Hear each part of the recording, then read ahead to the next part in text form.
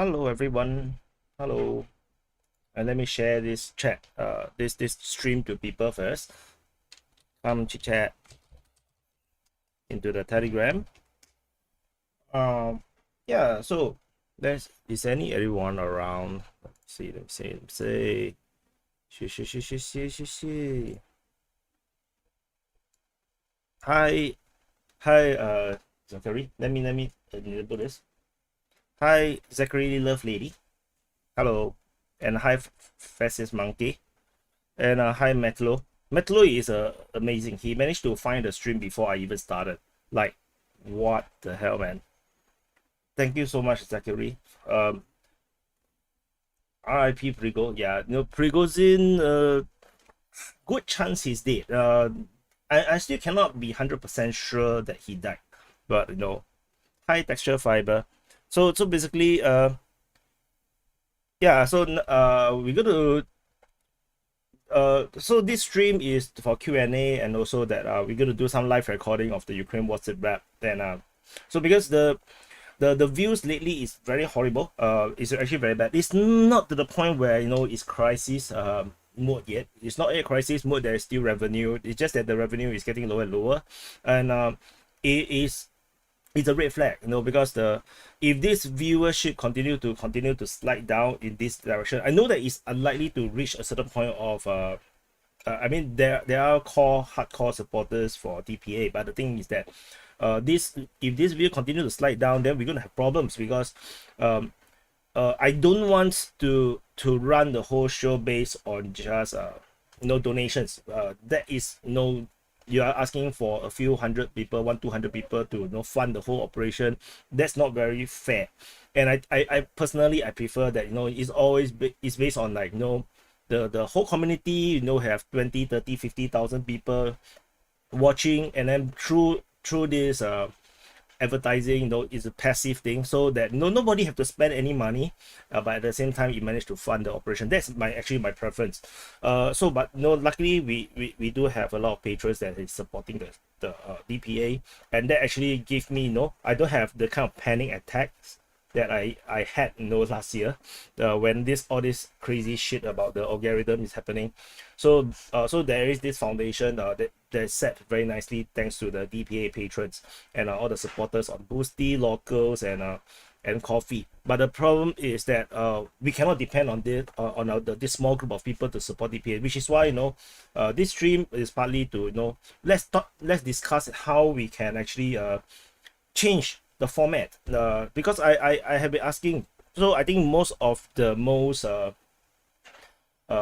common request is actually to make the SITREP shorter, so which is then put into question, because SITREP actually is never meant to be an entertaining video, by right. It's a situation report. It's actually a military style report where we go through all the things that had happened across the entire front line, everything that had happened, they are significant, so that you can get into the overall, you can kind of get the overall situation, what is actually happening. So but given the latest trends that is happening around the coverage of Ukraine war, particularly DPA is in a very niche market segment, because we are not pro-Ukraine, but neither we are pro-Russia, actually. But the fact that in the neutral market segment of the Ukraine war coverage, there's actually only a few guys. We have TETI mapping, we have WIP Union, we have military summary, and then we have DPA. So the problem is that this market segment is actually quite small as compared to the pro-Ukrainian ones, which goes into the millions, where you can see from Denis Davidov, reporting from Ukraine. You can see that they have very, very big audience. I don't watch their channel, so I don't really know. I know that they are very pro-Ukrainian based on the Telegram, based on the headlines and everything. But given a very tiny market segment, and the fact that military summary and WIP Union had grown beyond 100k, and when you go beyond 100k, the rumor is that YouTube actually favors channels that have received the silver plug, and as a result, I think it kind of reflects on the views, where the past few months DPA is struggling, like, to get views, because if there's only three channels, and all three of them plus 30, all publish a video. What if you are YouTube? You are the YouTube algorithm. Who would you push more? You'll send it to more people. Is of course based on the number of subscribers, and of course DPA will suffer in that sense. So and that's the situation that we are in. It's not that the video is not performing, but it's performing worse. Actually, based on the data analysis, I have looked at the data of the channel performance. Actually, the videos are performing better than before. People are watching longer, and the retention rate is higher. Click-through rate not really much different. So there's basically nothing much I can do about it, honestly speaking, because we are fighting in a very limited waters. And so while that's the case, I cannot also say that, oh, my videos are perfect. It's not the case, because I'm only recording, like every time I record is a one take, and there is usually very little to no editing. I think only the conclusions lately that I put some editing into it, because I had to edit it, because I have to crop it out, and as such I can put in some videos like, remember to subscribe, like, the thing that appears, and also I can also put footages and images if it's necessary, like for example the one I did for the Prigozhin one, but the view is also low. So it kind of wastes the effort that was done on there. So yeah, so I want to discuss with you guys, to see what you all think. How do we improve how can we change the DPA's coverage of the Ukraine war in a way that you will like it, and then we can also do live testing. We can now record, and then we can actually see how what would you prefer, because as the SITREP as a result might just not continue as a series on its own, by the look of it, if we are going to do more, how to say, entertaining videos, put it that way, something that is more fun, because people tends to avoid very long videos, and that is problematic, because whether the video is long or not depends on how much things is happening on the ground, and sometimes it cannot be helped, and that is actually quite challenging. So after finishing the monologue, let me say hi to people. I should watch here. Should I watch? So which way should I see?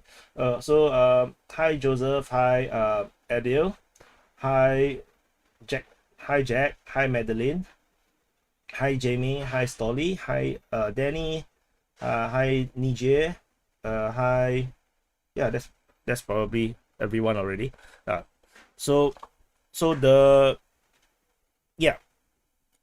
I will increase my Patreon as long as you show a nice picture of a kid at the end.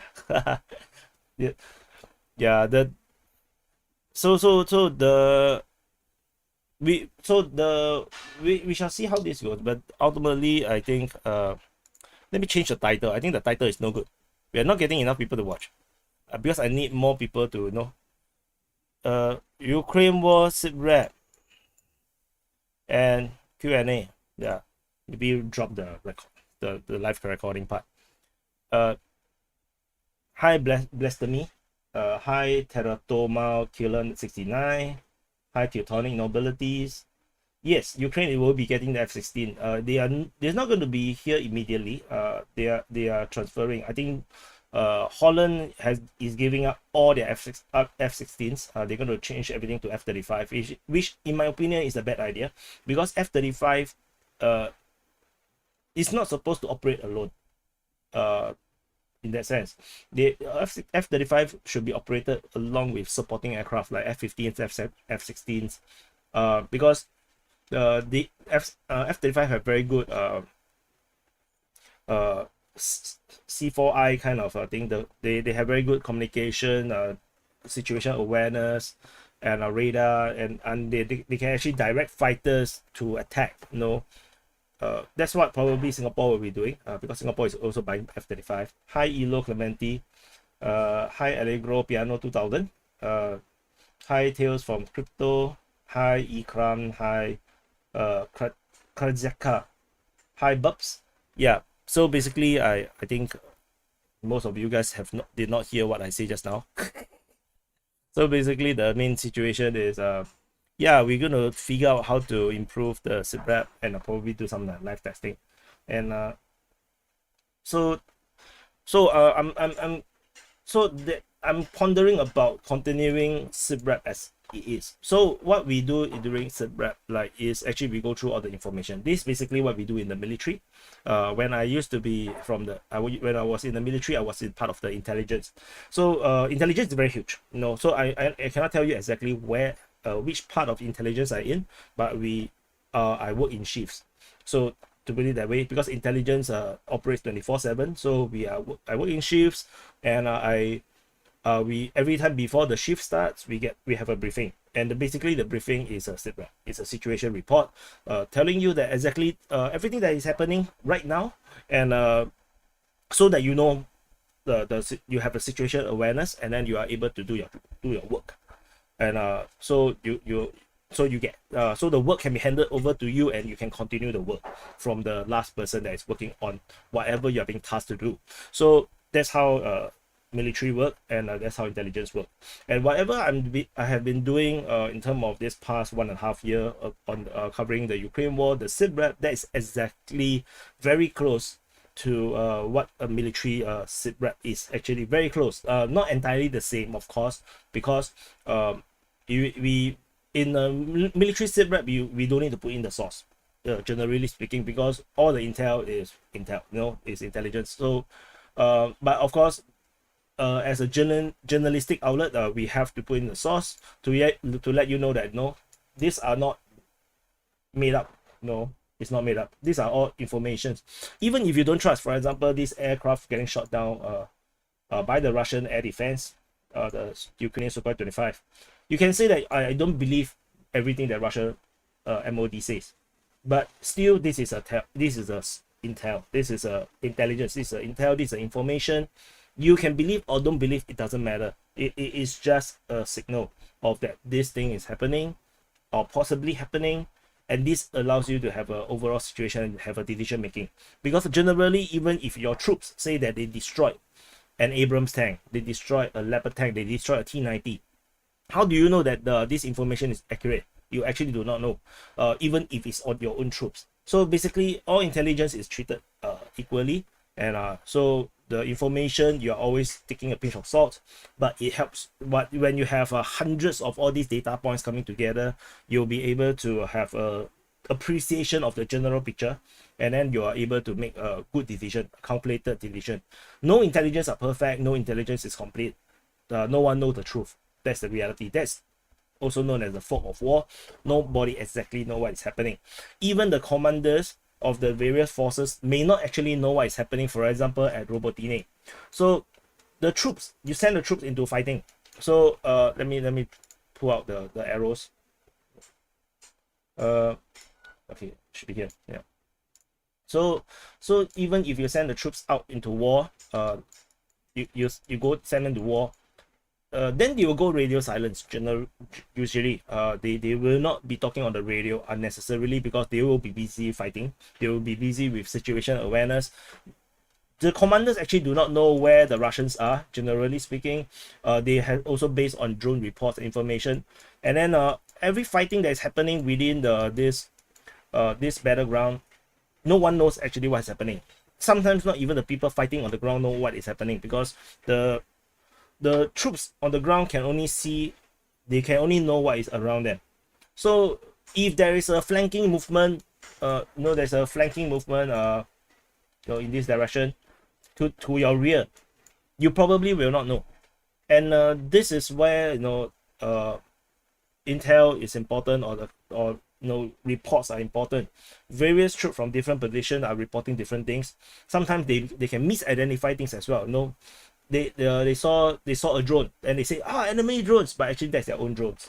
You may not know. So which is also where friendly fires are. Sometimes they do not know where their friendly troops are, then they fire at their own troops. That's also possible. So intelligence, generally speaking, are always vague. All information are vague, which is why you cannot say that you shouldn't trust the Ukrainian Defense Ministry or Russian Defense Ministry. It's wrong. All information should be treated equally, and if the information from a specific source is always wrong, like they consistently wrong or cannot be corroborated, and then that's when I will tell you that I have dropped it as a source, or I have downgraded this source from primary to secondary, or from secondary to no, I no longer report, I no longer will plot their information in. And this thing is constantly iterating. We are always improving, always changing. I will always try to add new good sources, and I will always remove sources that are starting to show that it's not very reliable. So yeah, that's what I do. And but that's what probably most people probably will not fully understand, because that's just how it works. And thank you, Vaughn, for the super chat. And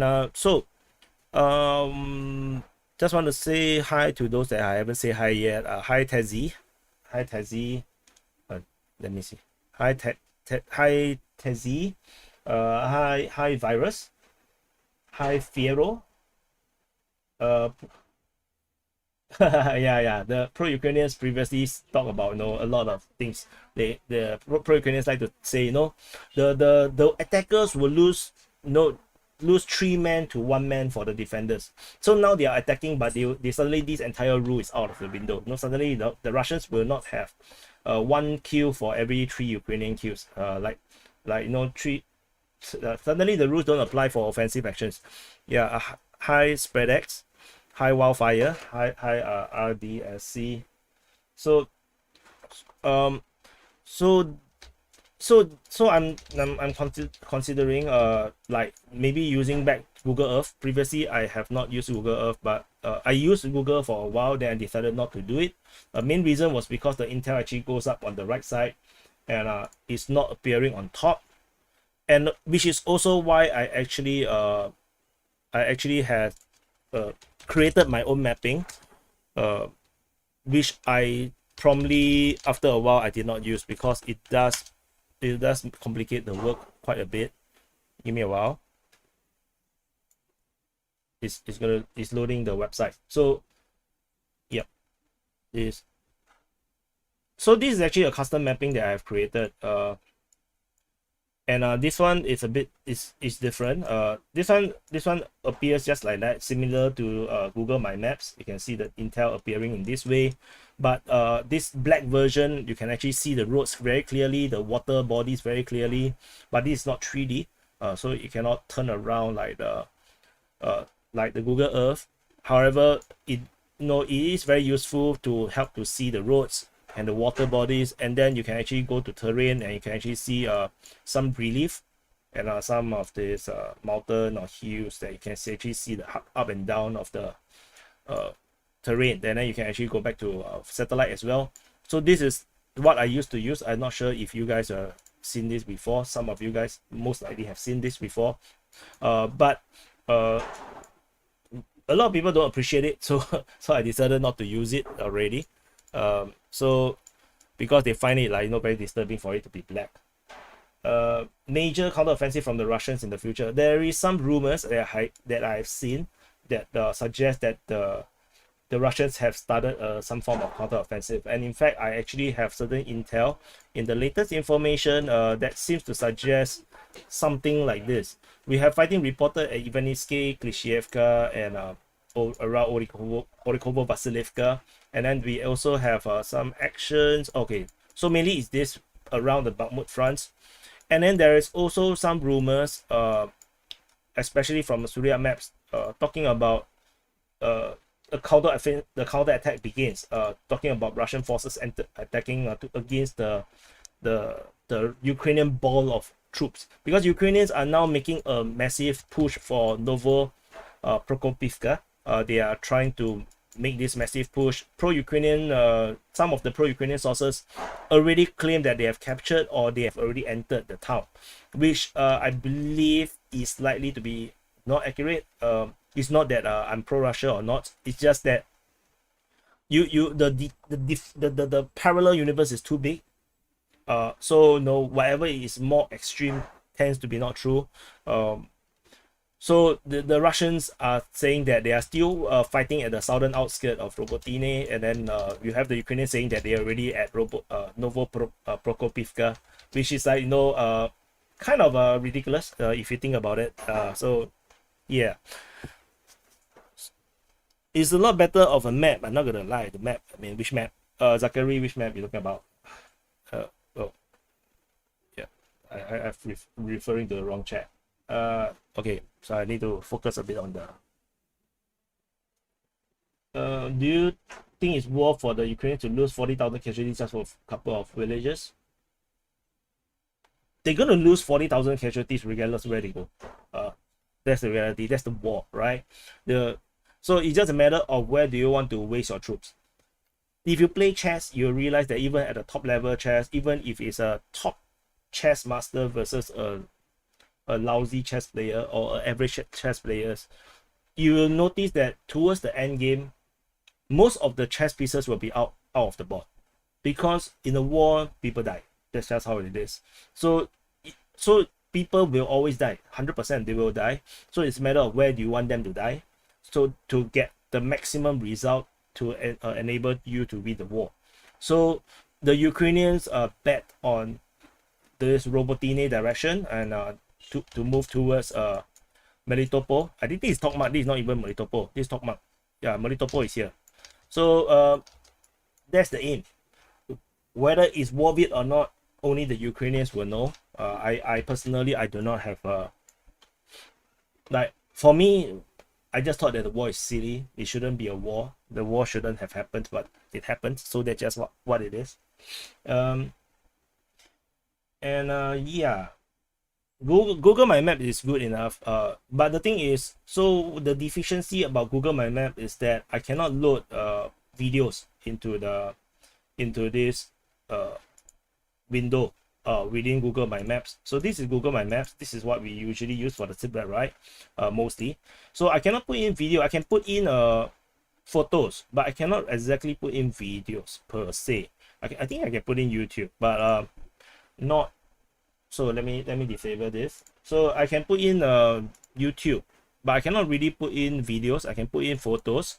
So so this is the limitation, and this limitation is quite serious in terms of your entertainment value. So for example, Military Summary have developed his own map platform. So this allows him to load videos and photos into the map. So whenever he clicks, he can show the video and stuff.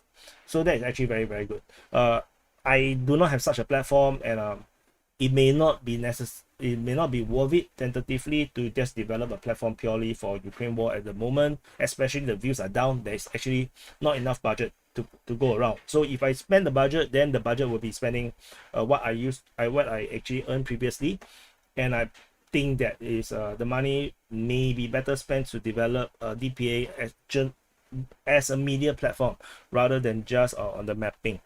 So so I'm gonna do some trial. So for those that just now didn't hear, I was pondering about maybe giving up the entire series of SITREP. Whoops, I forgot to scroll down the chat. I'm so sorry. NGS, how will fighting be at the defense versus control zone? At defense versus control zone, what's the difference between defense and control zone? I don't understand. Can you elaborate? Don't spend money. Money will be spent. I will be redeveloping defensepoliticsasia.com, basically to revamp the website. If I revamp it on my own, it doesn't really spend money. But the thing is, I'm developing it to be something more. So in my visualization, there will be a DPA app. There will be extensive. It will be a totally unique thing that allows people to actually monitor news in a more effective way. Hi, Maddie. And so stop reading ISW. Yeah, I actually agree. No. ISW is actually quite bad. Like, to be honest, it's quite bad. But honestly, that's just my own perception. I don't like tabloids, put it that way. I don't like rumors. I don't like gossiping. And ISW is a lot of gossiping, and that disturbs me. A lot of like the gossiping feeling, and a lot of things that they mention in the end, it is questionable whether it means anything. Like Like once upon a time, they say that Ukrainian guerrillas are actually creating havoc in the rear, in the rear of the Russian lines. And what was the impact? There's no impact. And if there's no impact, then it's quite pointless, right? So, which is why a lot of the things that happen in the Ukraine war, I do not talk about it because it's pointless. For example, even missile strikes on ammunition depot, we cannot tell what is the impact of this missile strike. We cannot tell. The only thing that matters is actually the front line, because if the ammunition depot is destroyed, that cause ammunition problems, supply problems, they cannot resupply, then the lines, the whatever forces, be it the Russians or the Ukrainians, will start to fall back because they will not be able to have enough ammunition to hold the line. And that's when you see the results of these missile strikes. By reporting it doesn't make any difference. Russia have been striking Ukrainian supply depots, oil depots, all day, all the time, and it doesn't look like it's holding the Ukrainians back in their Ukrainian offensive. So that's just how I look at it. But then that also makes my reporting very dry because I don't talk about so much about gossiping. Lenny asked me where I'm from. I'm from Singapore. So yeah, so I'm thinking of returning using Google Earth. What's the interesting about Google Earth is that I can do this. And then I can draw the map. The Ukrainians are attacking in this direction towards the Novopropivka. The Russians are holding the line, and then they are holding certain lines around here. Ukrainians are also trying to attack from this side. Yeah, it makes the visual a bit more interesting. So instead of what we get nowadays is that we'll do this. So it looks like this. So Robotine, the Ukrainians are attacking in this way. The way the Russians are holding the line and then they're attacking. I'm not sure. What do you think? What do you prefer? The Google Earth, we can go from many different perspectives, and what's more about Google Earth is that we actually can go in. If there's actually some place we can drop in, we can actually kind of have a sense of the terrain. Is there any place I can drop? Here. For example, we can go into Novopokrovka and actually have a view of what it looks like before the war. So it looks like this. So this is one of the roads, and you can see that the Ukrainians are doing a perfect job maintaining Soviet era roads. And so you can see how it looks like. You imagine the Ukrainians are on the far end of this tree line, and then you are here, then you are trying to shoot each other. But then actually what you do not know is that your rifle is actually outrange. You don't actually can shoot your enemy this far away, for those that do not know, unless you have a machine gun. Rifles don't really actually shoot that far. So this I can zoom in this way. You can also see terrain. You can see that it's pretty flat, generally speaking. Any high grounds, any talk of high ground is just bullshit. It doesn't really make that much of a difference. Even if you talk about even in this area here at Zavini Bazania, if you zoom in, if you talk about high ground, low ground, honestly, you cannot really tell. If you are actually on the ground, you actually cannot tell the difference between the high and low ground. So this is just the thing that I want to share. And then what do you think? What you guys think?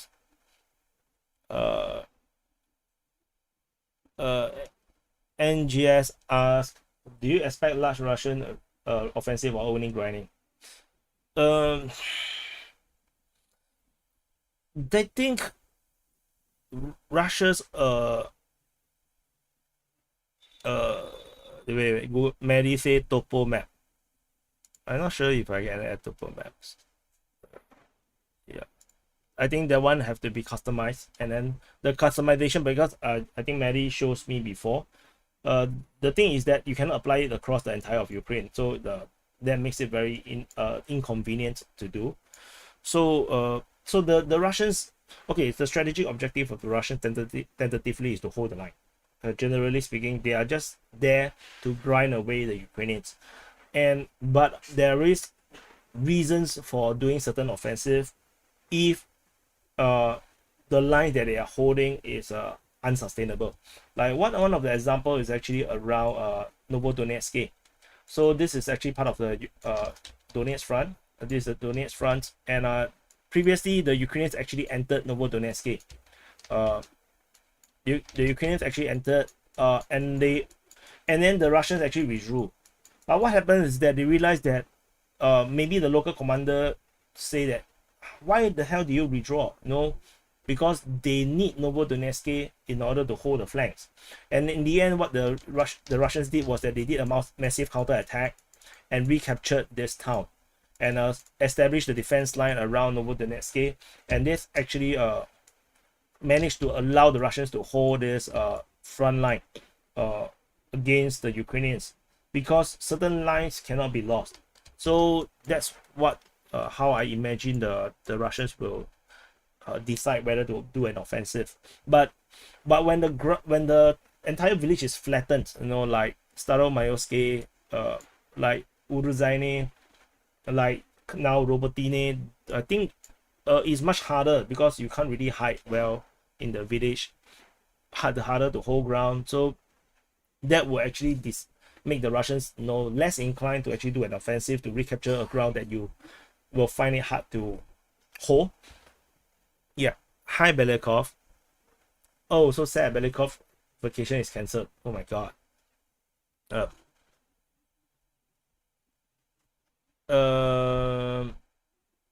Hi Toby Koe. You got banned from DPA Discord. Oh yeah, Toby, I recommend you just go to DPA forum, you know, on Telegram. That is a totally different world, because Discord have Discord rules, and it is designed to be very strict. So the mods have to be very strict for whatever reason you are banned. Like, you know, excessive trolling actually does, or, you know, having certain opinions actually is not viable on Discord. Just how it is, unfortunately. Ukraine will reach their goal of their offensive. I'm not even sure what's their goal of their offensive right now, because the original goal, okay, for those that may not understand, the Ukrainians' plans was actually to cut the land route, so the land bridge. So the Ukrainians were supposedly attacking to capture Tokmak to Melitopol, and then another force heading here, they will actually go for Berdyansk, and capturing Berdyansk, capturing Melitopol, the entire Russian land bridge will be cut into half. But we are still here. But we are still here. You see how far this is? This is so what objective? I do not know. This is even if there are certain breakthrough here, it's still damn far away. Still damn far away from whatever objective. We are still considered in the part of the Orikhiv sector. You know, still at the Orikhiv front if you want. So, and then this defense line, imagine how long they take. The next defense line over at Soloka Balka will be just as thick, you know. And then there will be even thicker ones over here, even thicker ones over here. So the offensive is gonna be, you know, still long way to go. God, destroy DPA for spreading fake news. Joseph, which news is fake? Which news is fake? Stop laughing, right? Don't giggle at the chat. We are not doing anything silly here. Did I? Did I laugh at the chat? SITREP is not good on Saturday mornings. Going out for a walk and lunch with husband. Bye, Madeline. Yeah, no, it's okay. You know, it's just that the main thing about SITREP is that in the previous format, I will go through every single information, and if I miss a day, the next day SITREP will be much more harder to do, much more painful to do. And if I miss 3 days, then it's going to be one hell of a SITREP to cover. And I'm not sure it's meaningful for you guys. Is it meaningful for you guys for me to cover every single information? You see, like, no, talk about the Russians attacking at Robotine. This is reported by Surya Maps, and then however the Ryba reported that the Ukrainians are still attacking and the fighting is in the southern outskirts. But, you know, is it meaningful to you? Or should I just not talk about not show and then just say that the Russians are reportedly counter-attacking while the Ukrainians are mainly still focusing on the offensive? There are rumors that they have already passed the southern outskirts and moving towards Prokopivka, Novo Prokopivka, you know, like, you know, this makes more sense to you, but I don't have to really talk about the sources, because there are like people like Sanya, Florida, he speaks Russians using exclusively DPA's mapping. He never shows the sources. He never shows. He just draw arrows and talk about what is happening, and he still get millions of views. No, not millions, maybe 700, 800,000 views, but all Russians. So logging mapping channel in the forum. Yeah, you can actually do anything you want in the forum. Actually, you can actually create your own channels.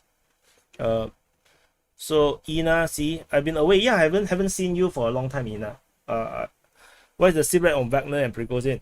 Wagner will still be hosted by Belarus. Prigozhin is allegedly dead, but I cannot be 100% sure just yet, unless the Russians test the DNA and they can confirm he's dead. So that's tentatively that's a situation for Wagner and Prigozhin. So yeah, let me see.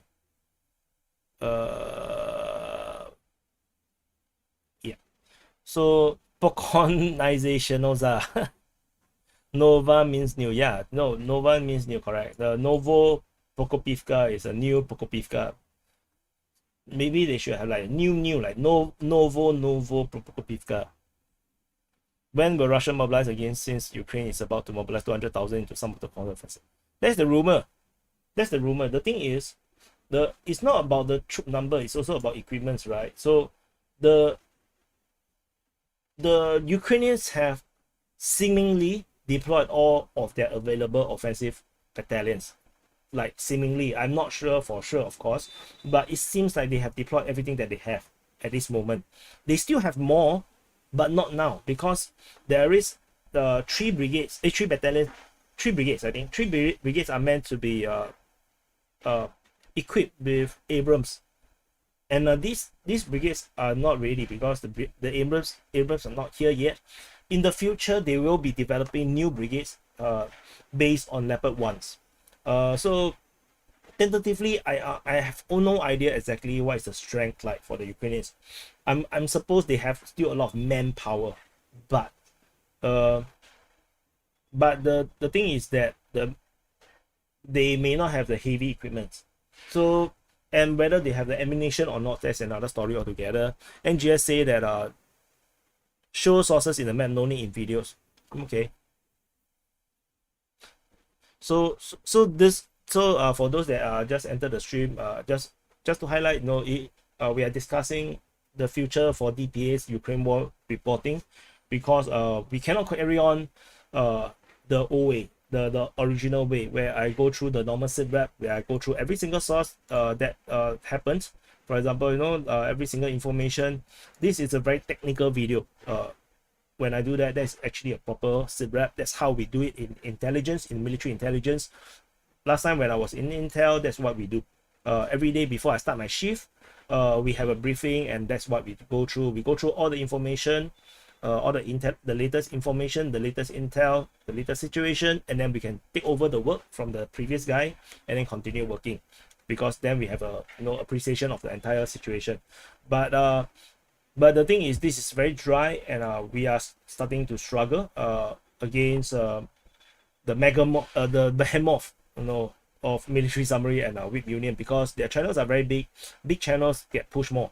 So, which is why subscribers is important, because the bigger your subscriber base by right, no, not always by right, YouTube will push your video harder.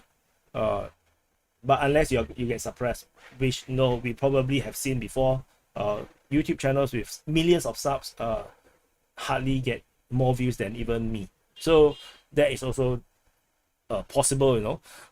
DPA, you must find new stuff. Like what? I report on bricks. Nobody want to watch. Only 5,000, 6,000 views. Not that I didn't try, right? So so you just look at, you know, like I report about bricks. I honestly let me disable this. I talk about bricks. I highly recommend you to watch it, because it's actually a very, very good report. In my opinion, it's my personal opinion. But no, we are not even getting the views, like 5.9k views. I believe it should be in 10,000 views at least. And honestly, at 5.9k view, I can tell you, at most, my income, the revenue for this video is just $10. like I tell you for a fact, that's just how it is. It's only $10. So I cannot be spending 4 hours of 3-4 hours of my life to earn $10. But no, I still feel it's very important to report it. It's just that then Ukraine war will have to cover the cost of covering other stuff. But if Ukraine wars is also struggling to get views, then we are all gonna then DPA will be, you know, extremely hard to be profitable in any way. Then we cannot grow. So that's unfortunately just how it is. Yeah. So Belikov like the bricks video. So and of course, I also do not want the YouTube channel to become a Ukraine war channel, because as you can see, the bricks videos is finding it hard to trend. It's also partly because most of the subscribers are just into Ukraine war. That so that is also a problem. If you watch, I think I saw a military summary also had something of a same problem. Just want to show you guys. If you go to verbs. Oh no, my browser hanged. Okay, where it went? Okay, it hanged. Oh no. I mean, come on, man. Okay, give it a while. Okay, so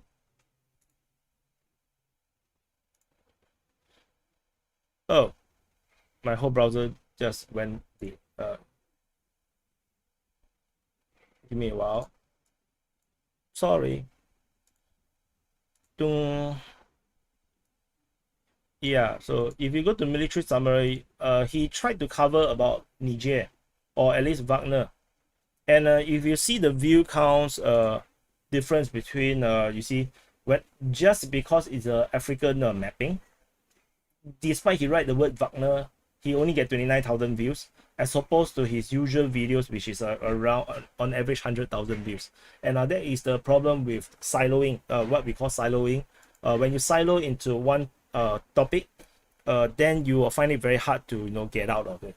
So let's see. Yeah. So why I share all these things, it might be very boring to you. Maybe it might be very boring to you, because, you know, all these, like, who cares about the YouTubers life? Is that if it's not sustainable, I will just focus on other things in life, and then I will no longer continue DPA. But of course, tentatively, we are not at that stage yet. We have still a bit of distance before I call it quits. It's just that when you see a trend, and the trend is that we are falling down, it's important to, you know, immediately pull back and try to, you know, take stock of what is happening.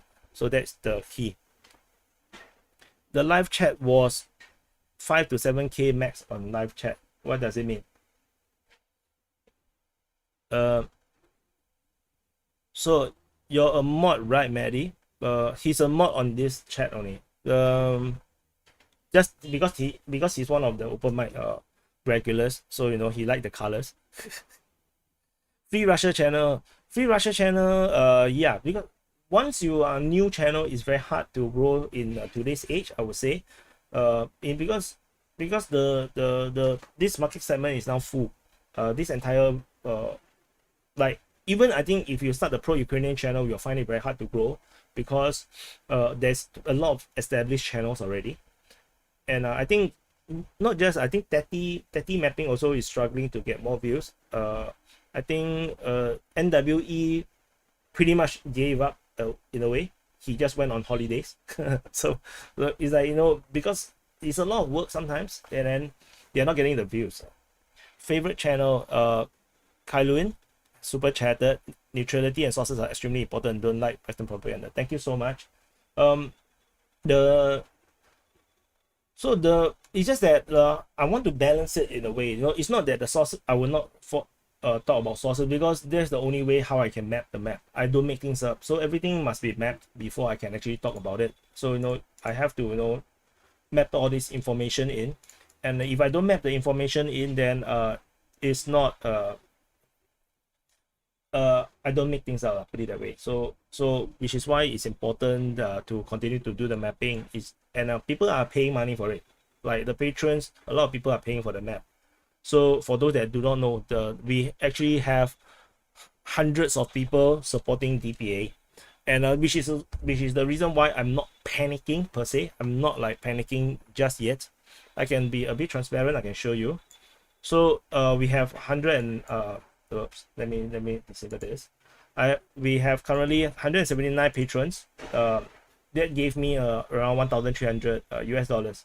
So this is actually the cushion. This is the reason why I'm not panicking just yet, because I have all these patrons supporting the work to cover the Ukraine war. This, and previously we do not have this many people. The reason why we have this was because of the previous time I was panicking. So I actually put the mapping.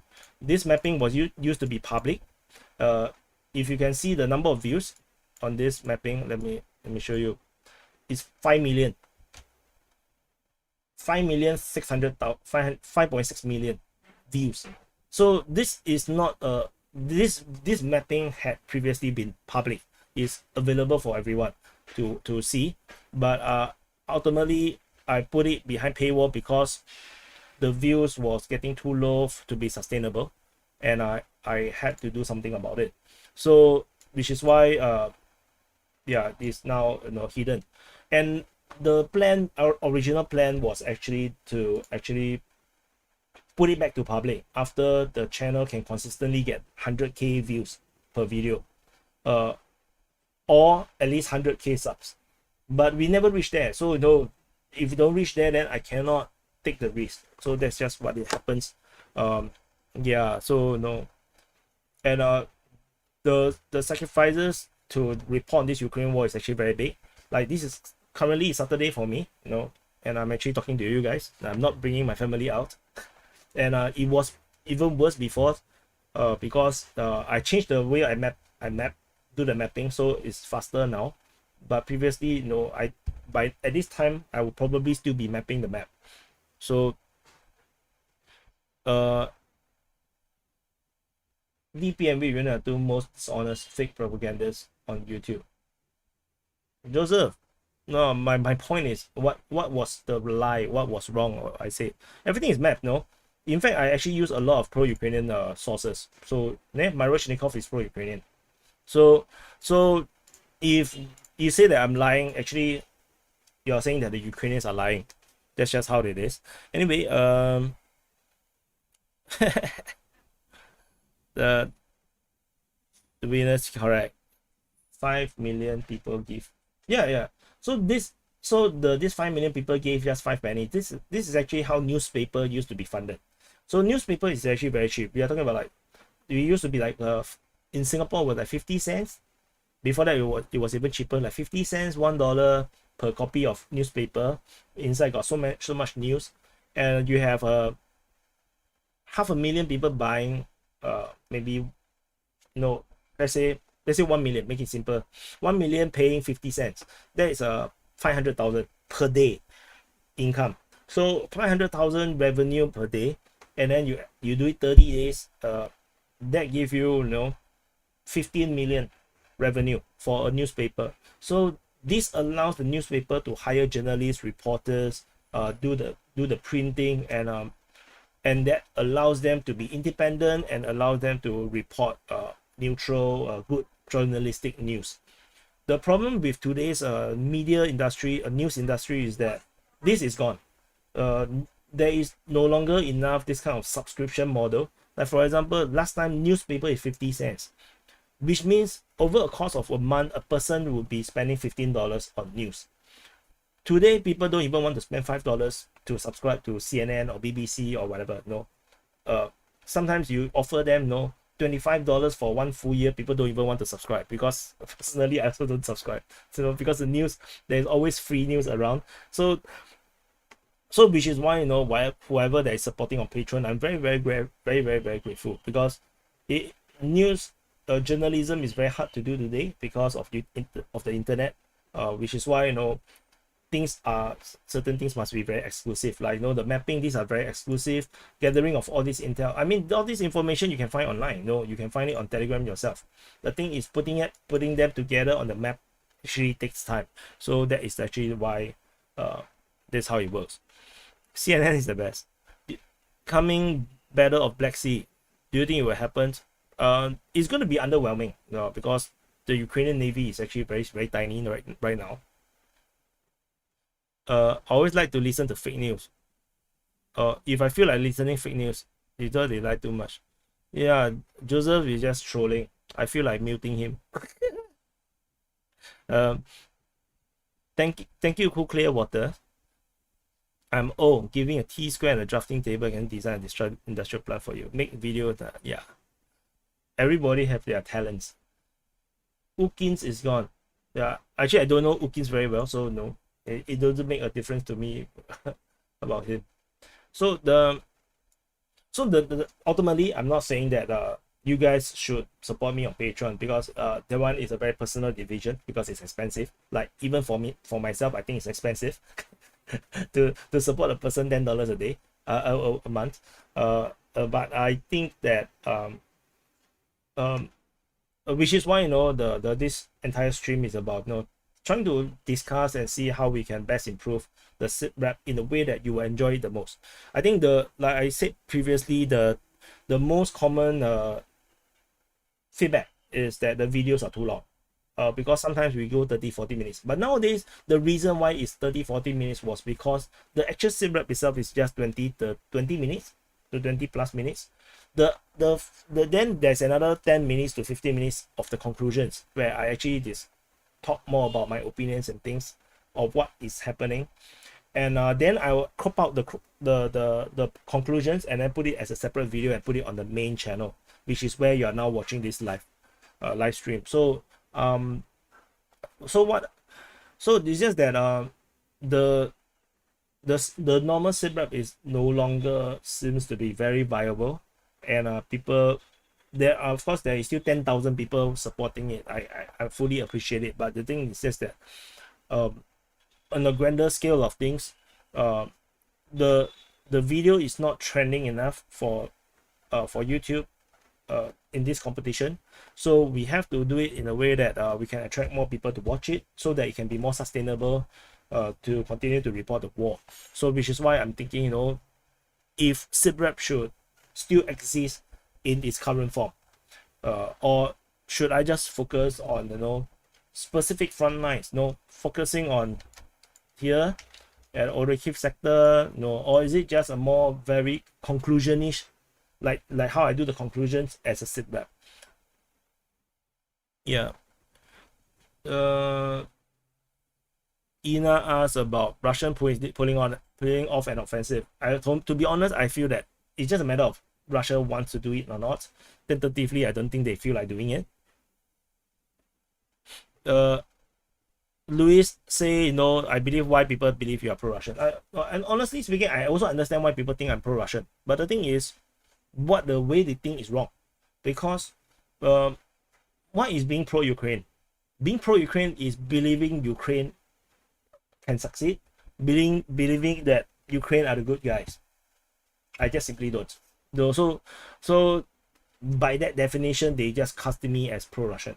So to even believe anything the Russians say is considered pro-Russian to the pro-Ukrainians. So that's just how it works, which is actually entirely wrong. So, but that's just how it is. Conclusion is the key. I always watch that. Individual fronts are too boring. Okay.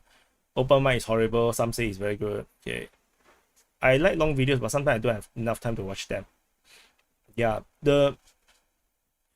So that's why, you know, it's just a matter of now considering whether to even continue this old style of reporting, because I do understand a lot of the things times is just boring. Like for example, Donetsk front, fighting is reported at Marinka. Again, this is the usual. The Ukrainian Defense Ministry reported that the Russians are attacking. Like this is like this is what we do in Intel. But the thing is that this is, to the general public, may not be meaningful, because the Ukrainians always say the Russians are attacking at Marinka like since forever.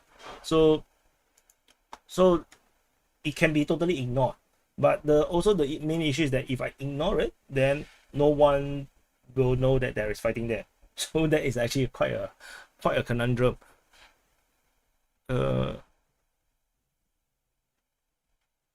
I will try to having a video in Chinese to try to expand your no, bad idea. You do not want to split the you will destroy the channel if you start speaking a different language in an English channel. So if I start to speak in Chinese, then yeah, that YouTube don't like it. The only way is that you start a Chinese channel, and then the entire audience is all Chinese. So if not, so it's just like the same situation with reporting Ukraine war and reporting geopolitics. Geopolitical videos are now suffering because the channel is very siloed into Ukraine war. The audience don't, many of the audience don't watch geopolitics. They are not interested. So so the same thing will apply. If everybody speaks English and suddenly you go on a Chinese language video, you will destroy the channel pretty much. Or you will just make it like totally not here, not there. At least everything is in English, even if it's a different topic, is still pretty much around what Defense Politics Asia is about. So it's still not that bad. Languages, you have to start a different channel for different languages. Ukrainians destroyed Russian soldiers in Crimea. No. So okay, about this kind of like headlines. People suggest that you should be more pro-Ukrainian, more clickbaitish in the pro-Ukrainian way in the titles and everything. Actually, it doesn't work. So what happens is that in the YouTube algorithm, if the subscribers don't click it, it also punishes the video. So for example, like nowadays the videos, if the video is about Ukraine's doing well, the video actually perform badly because the subscribers don't click it. And when the subscribers don't click it, YouTube will assume that the video is not interesting, or the thumbnail is not interesting to people, and they will push it lesser to new people. And it's a double whammy. It's very weird. So the algorithm doesn't work doesn't make a lot of sense. But that's just how it is at this moment. And yeah. As with NAFO, if you are neutral, you're paid by Kremlin and undermine the point of view by being sneaky. Yeah. So 100%. So yeah. So anyway, I still haven't recorded my videos for the day. So you will have to do a video recording. So the problem with why I did this live stream right now is that I actually do not know how to record. I do not know what to do. Like, should I even record the traditional SIP rap, or should I just do a totally new way? Or no, like, for example, actually I did this before once. I'm not sure if you guys remember. I actually put the SIP rap behind paywall, I think a few months ago, and so what happens? What is the conclusion? Why end up the SIP rap is back on the channel? Is that actually I lost more money than by putting the SIP rap behind the Patreon. So behind the paywall, actually it creates more work for me to do, because uploading it to all the different platforms is a lot more work. Actually I only put it on one platform. Then I have to post the link to these videos on every single donation platform that I have. That's a lot of work, and also that the revenues actually drop as a result on YouTube.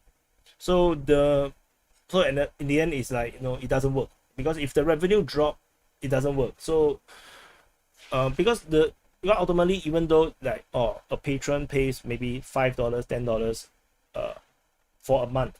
But actually I do earn more than that for a video easily. So that actually kind of is a contradiction. So it doesn't work that way. Hi David Boy, thank you for the super chat. Payment for hours of entertainment. Thank you so much. I very appreciate it. So I just want to highlight again is, I don't, if you notice, I don't really ask people to constantly to be a Patreon, to be to super chat, to super sticker, super thanks, all this super thing on YouTube. I don't do that because I simply want everybody to have access to this information, and then I get paid passively through advertising. So from YouTube advertising. So thank you, David Boy. Yeah. It's okay. Don't do so many super chat. It's okay. I feel very I feel bad. Sometimes I feel bad when people throw money at my way. Like there are people who try to throw. They do donate a lot, and I'm very grateful, because I personally have trouble donating this much. Because maybe it's a Chinese thing. We are very stingy.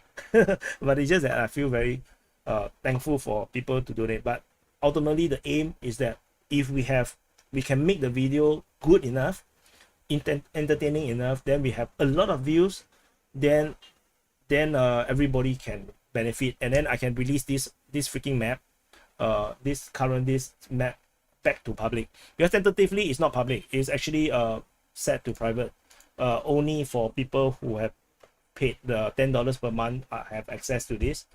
And personally, I prefer to put it to public. It's just that I need the security to continue to cover the war, because the sacrifice is actually quite big. Too big of a risk to just not leave it at is. Imagine I put this to public, and then I don't have that $1,000 from Patreon, and then now whatever shit that is happening right now with YouTube, oh my god, I will be in so much problems. And because I'm buying a house, currently in the process of buying a house, apartment, not a house, like a apartment unit, and the apartment unit is very expensive, because Singapore housing is very expensive. It's $700,000. So, and I have to pay over 25 years. So there's a certain level of income that I need to meet to make sure that I can afford it, and that is actually a lot of pressure. So that is very important. Because I have to take care of my family. Yeah, I'm the sole breadwinner, so that is very important. Thank you, everyone. Take my fucking money, bro. You're working, and I'm directly benefiting from your work. Thank you so much. So yeah, thank you so much. I feel very shy when people throw so much money at me. Thank you, Shonan, Bhattacharya. Without realizing your video has become part of daily life. Thank you for being partial. Thank you, NGS. Thank you, Shonan. Yeah, so the idea ultimately is I want to make sure that more people can actually benefit from the videos. It's just that maybe I'm a bit boring. I don't know, maybe the way how I report may be a bit too technical. Like I go through every single source. I know for a fact no one does that. So the thing is that I think no one dares to do it, especially the pro-Ukrainian ones, because I can tell you the pro-Ukrainians are taking a lot of information from the pro-Russians to report. The reason is this: there is no information from the Ukrainian space. Very few information. The ones that is credible is already on DPA's mapping. Dnipro Osin, Myra Shinikov, Deep State UA, and Ukrainian Defense Ministry. That's it.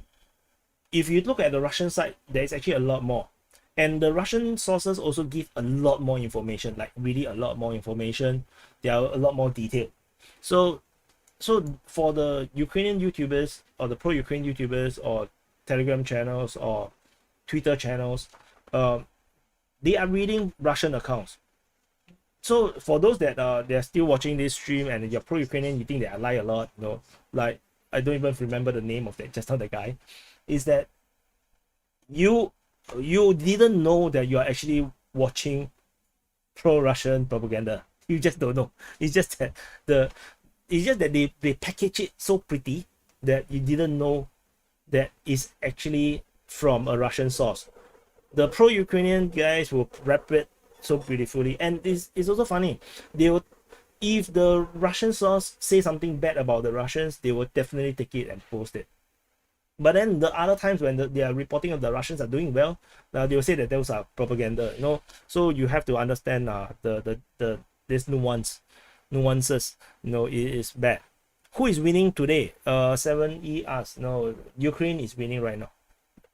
Yeah, unfortunately, Ukraine is winning right now. I know most of you are pro-Russia, so for me, it doesn't matter who wins, because as long as the front line changes, you know, it's not so boring for me. So Samurai say, I'm saying I'm pro-Russian. I'm actually not pro-Russian. I'm just saying that I know that most of you guys are pro-Russian, or at least not pro-Ukraine. So yeah, for me it does not matter, because it's really a very far away. You know how far it is away from me? No, I should use the Google Earth. You know how far is this away from me? Is this far away? I'm like, you know, this far away. This is Ukraine. I'm here. It's nothing to do with me. It's so far away. Why would I be pro-Russia? You know, Russia is here. Russia is not even in our sphere. You know, it's totally not even.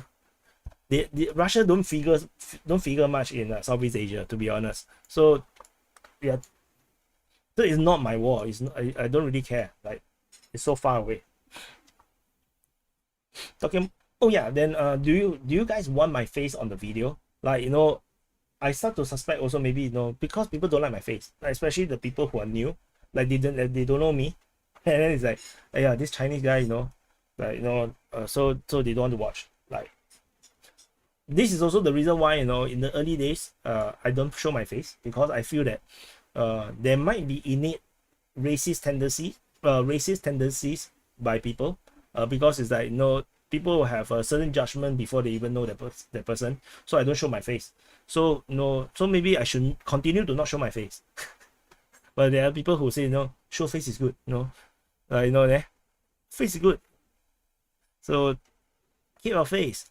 I wish I had Justin at his age, my age. You know how old I am?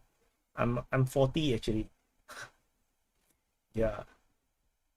Dude, that's your face. Whoa. Face is necessary. Yes, ghost face was pretty good. Yeah, the ghost face, the reason to have the ghost face is that I don't want to cover the map. But you see, now I'm covering the map. So if I actually, you know, set this, you know, I can also, you know, make it a bit brighter, a bit, and more ghostly. I'm more ghostly now. So yeah, so now I do this so that, you know, yeah, I don't cover the map. You can actually see the map better. So that's the reason why. Show your face. You look like Elvis. I know Elvis is so handsome. How can I look like? Do you look like Elvis? DPA, what do you eat? I eat rice. I eat too much rice. These are all rice. These are all rice. Rice and French fries, and at McDonald's. 40. What the fuck? Yeah. Okay. VTuber, virtual tuber. But it's a Chinese thing. It's an Asian thing. Asians look younger than Caucasians. Like, you know, I see teenagers, Caucasians. I thought that they are in their 20s, and I was shocked that they are teenagers. Because they are so big. When they're like 14 years old, 16 years old. Oh my god! Like the German guys,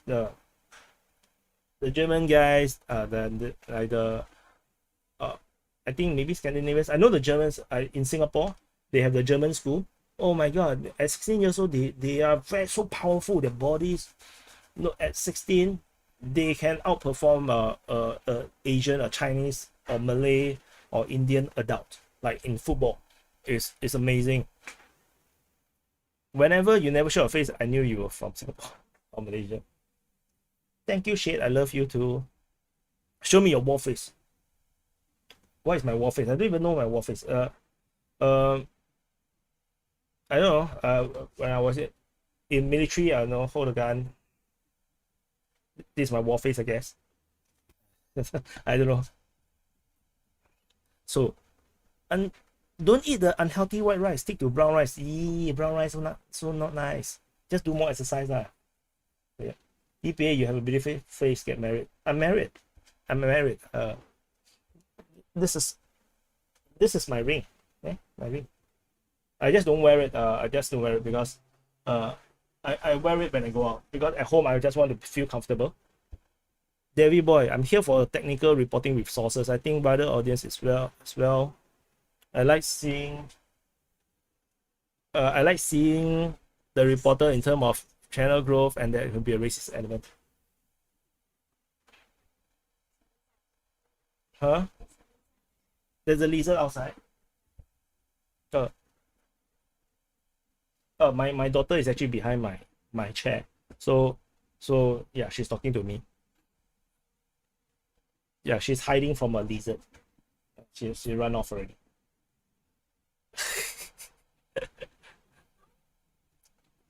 Put half your face on the screen for them. Yeah, I think I'm so used to talking to the camera, so no, sometimes I actually prefer to like I can express myself better with my hands. It's very Italian. Like every time people say that I'm pro-Russia, it's like ring is dangerous.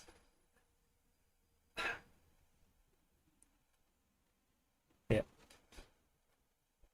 And show my daughter, maybe not. The reason is I mean, it's not difficult to find how my daughter look like that. But I just feel that because the main thing is this, the information war, in this Ukraine war, things are getting a bit too stupid. The pro-Ukrainians, as a lot of the pro-Ukrainians, I'm not saying all, a lot of the pro-Ukrainians are so too deep into this war. It's basically like an ideology, like a religion. They're too deep into it. They cannot see things clearly. As a result, they keep fighting against neutral sources or neutral people. They're not even fighting against pro-Russia people. Like the pro-Russians, it's like they cannot differentiate between that. So as a result, doxing or bullying is a major thing, especially on Twitter. And this is also why I actually set my personal Instagram account to private around a year ago. And then which is also why I try not to show my family on stream, because I would have done it, because I'm just casual guy. Just that I don't think anyone can do much. It's just that I just avoid unnecessary problems, that's all. Italia. Yeah, so there are crazy people. Yeah, so my daughter is half Russian. No, my daughter is half Indonesian actually. But she's but the Indonesian is also Indonesian Chinese, so she's still Chinese. So I'm not pro either side. Yeah. Hi Da Silva. Oh, hi boss. Good morning. So okay, so yeah, so we haven't made a division. What is my religion? My official religion is Taoism. Taoism is to demystify it, is basically Chinese folk religion. So basically, it's a bit like the Greek or Roman pantheons, the Viking pantheons, but the Chinese version. So there's a pantheon of gods. There's an emperor called the Jade Emperor, and yeah. So basically, it is basically like the kind of ancient religion. So, but my alignment is agnostic. That means agnostic means I believe half. I feel that maybe it's real, maybe it's not real. That kind of situation. And I also pray to Buddha, the Buddhists, the Buddhas, the Bodhisattvas. So in a way, some may consider me Buddhist as well. I also pay my respects when I go to the Hindu temple. Mosque not so much, because non-Muslims don't dare to go into the mosque. Yeah, and I used to study in a Christian Catholic kindergarten, so I actually have I grew up during my kindergarten days. I listened to Bible stories, and yeah, yeah, so no, yeah, it's here and there. What about including more coverage of political and economic dimension of the war weekly? Best people from the open mic can participate. I have thought about it. The problem was we still haven't have the culture of people accepting people from the open mic that much. That's one thing. Another thing is um I do had this headlines series on Ukraine war, just that previously I stopped it. I wasn't able to continue because the mapping work is too heavy. So I have already changed the format of how I do the mapping. So maybe I will be able to do it. Just like, you know, nowadays I can report about BRICS, I can report about Niger. So this partly because I made the reporting much more convenient. Is it more easier to actually report? D-man, you want to be a believer, but I don't know what to believe. Actually, not entirely correct. Is I believe that we do not know what is real. It's a bit like, you know, Ukraine war. How do you know which God is real? How do you know which religion is real? Everybody says their religion is real, right? And the thing is, none of the gods comes down to on earth to show you that they are gods. But the thing is that if they come down to on earth, they'll just think that they are aliens. So you know, that's the conundrum. Like, how do you know a god? How do you differentiate a god from a alien? Could an alien be as powerful as a god? So if an alien is as powerful as a god, is that still an alien or is that a god? You know, this is the kind of question I ask myself. It goes very philosophical, and then it becomes stupid. You know, like even like gods can be interdimensional. That they can be, you know, from a different dimensions. But what makes them not an interdimensional alien or interdimensional being? You know, like in the Marvels or DC comics. What makes them God? I don't know what makes them God. So yeah. yeah. So you know, God might be an alien, you know. So the thing is, this becomes very complicated. So for me, that's why I'm agnostic. The thing, so maybe it's a Chinese thing. You know, we are very risk adverse in a way. So we pray doesn't mean we believe. So you have to understand, though, we pray because what if it's real? You know, that's how Chinese think. You know, how most Chinese things, not all. Like you know how most Chinese think. Like when we go and pray, we burn the incense. You know, we pray to all these people wearing ancient clothes, wooden statues or, you know, or porcelain statues, and then the what we think is not that we pray, we still sincerely pray, we pray for good health, prosperity, whatnot. But the thing is, the reason for praying is that what if they are real and then you have bad luck because you didn't pray? Like, what if? So, you know, so that's the reason we pray. You aren't pro Russia, you are pro reality. Yeah. So that's, thank you, Da Silva, for the super chat. But yeah, that's my, no, I'm just like you guys. I just want to know the truth, which is why I started DPA, why I do the coverage of the war. Yeah. Why would an alien be a god and would not a god have created them too? Yeah, exactly. But how do you know a god created them? We don't know. Just like, you know, how would your dog know where the food come from? You know, the dog probably don't even understand the concept of money. You know, so yeah, there's a lot of weird stuff. What do you think of the Russian offensive? Will they be stupid or are they redirecting their forces at Zaporizhia to grind the forces? Which Russian offensive are you talking about? The troops that at Zaporizhia is a different formation from the troops fighting in Bakhmut, which is different troops fighting at the Kupiansk front. They are all separate armies, totally separate. So it doesn't really affect each other. They are all on different tasks. So it doesn't it's not like, you know, the oh, Zaporizhia, there's a lot of problems, so, you know, they have to draw troops away from Kupiansk. It doesn't work that way because they are totally different formations. They're like different army groups. So it doesn't work that way. So okay, we need to record the video, you know, before we go on too long. Then we can chit chat after the video. So the problem is, what video do I do? Okay, why SITREP is important? Because we have random information that, you know, Ukrainian doing amphibious assault along the Dnipro River, but this on its own as a video will actually sink. Nobody cares about the Ukrainians doing the amphibious assault along the river, and I don't want to make things up. So, you know, yeah, like I know Whip Union did like you know, this Wagner force invading from the north. Then he basically named it like a Operation Trident thingy. Like, you know, like to me is, people even ask me in the comments about it. This, which is why I know about it. Like, no, there's no such thing.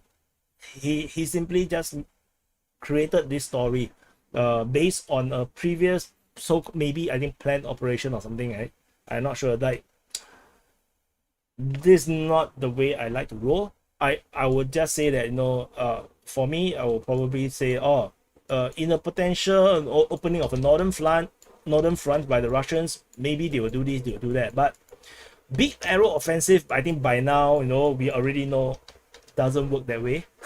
It takes years to develop, so what's the point of talking about it? Yeah. Hi Duck Kyber, thank you for supporting me for a long time, you know, Duck Kyber. Do you think Ukraine defeat is inevitable for by Jake? Yeah, I think it's inevitable. The very fact of the reality is, Ukraine is fighting this war now almost exclusively with Western equipments. So and ammunition. If the West stop providing equipment and ammunition, Ukraine will not be able to continue the war. So if that is the case, then you are purely dependent on the outside help, then it's going to be very hard to win the war. That's just how I look at it. But I will say the same thing, you know, in the Vietnam War, I will also tell you the same thing, that United States 100% is going to win the war, but United States lost the Vietnam War. So, you know, yeah. Hi Mason, long time no see. RIP to Prigozhin and Utkin, and nice cope. Yeah, nice cope. For those that do not know, nice cope is actually the DPA salute, you know, nice cope. So because it's the most powerful word in the world, no, you don't have to argue at all. You know, anyone just say something that you don't like, just say nice cope. You don't even need to care about, you know, the validity. Yeah, nice chat. Yeah, it's a long time since we have this chat, right? You know, I used to do this chat a bit more often. Just that I have been really busy on the non-DPA work, and then after that I was very worried about this the viewership, and then I was spending a lot of effort to try to see what I can do.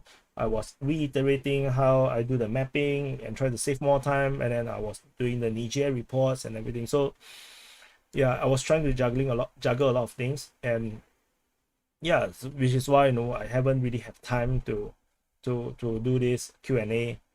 I was, you know, it is very worrisome, like, to be honest, and it's a YouTuber thing, you know.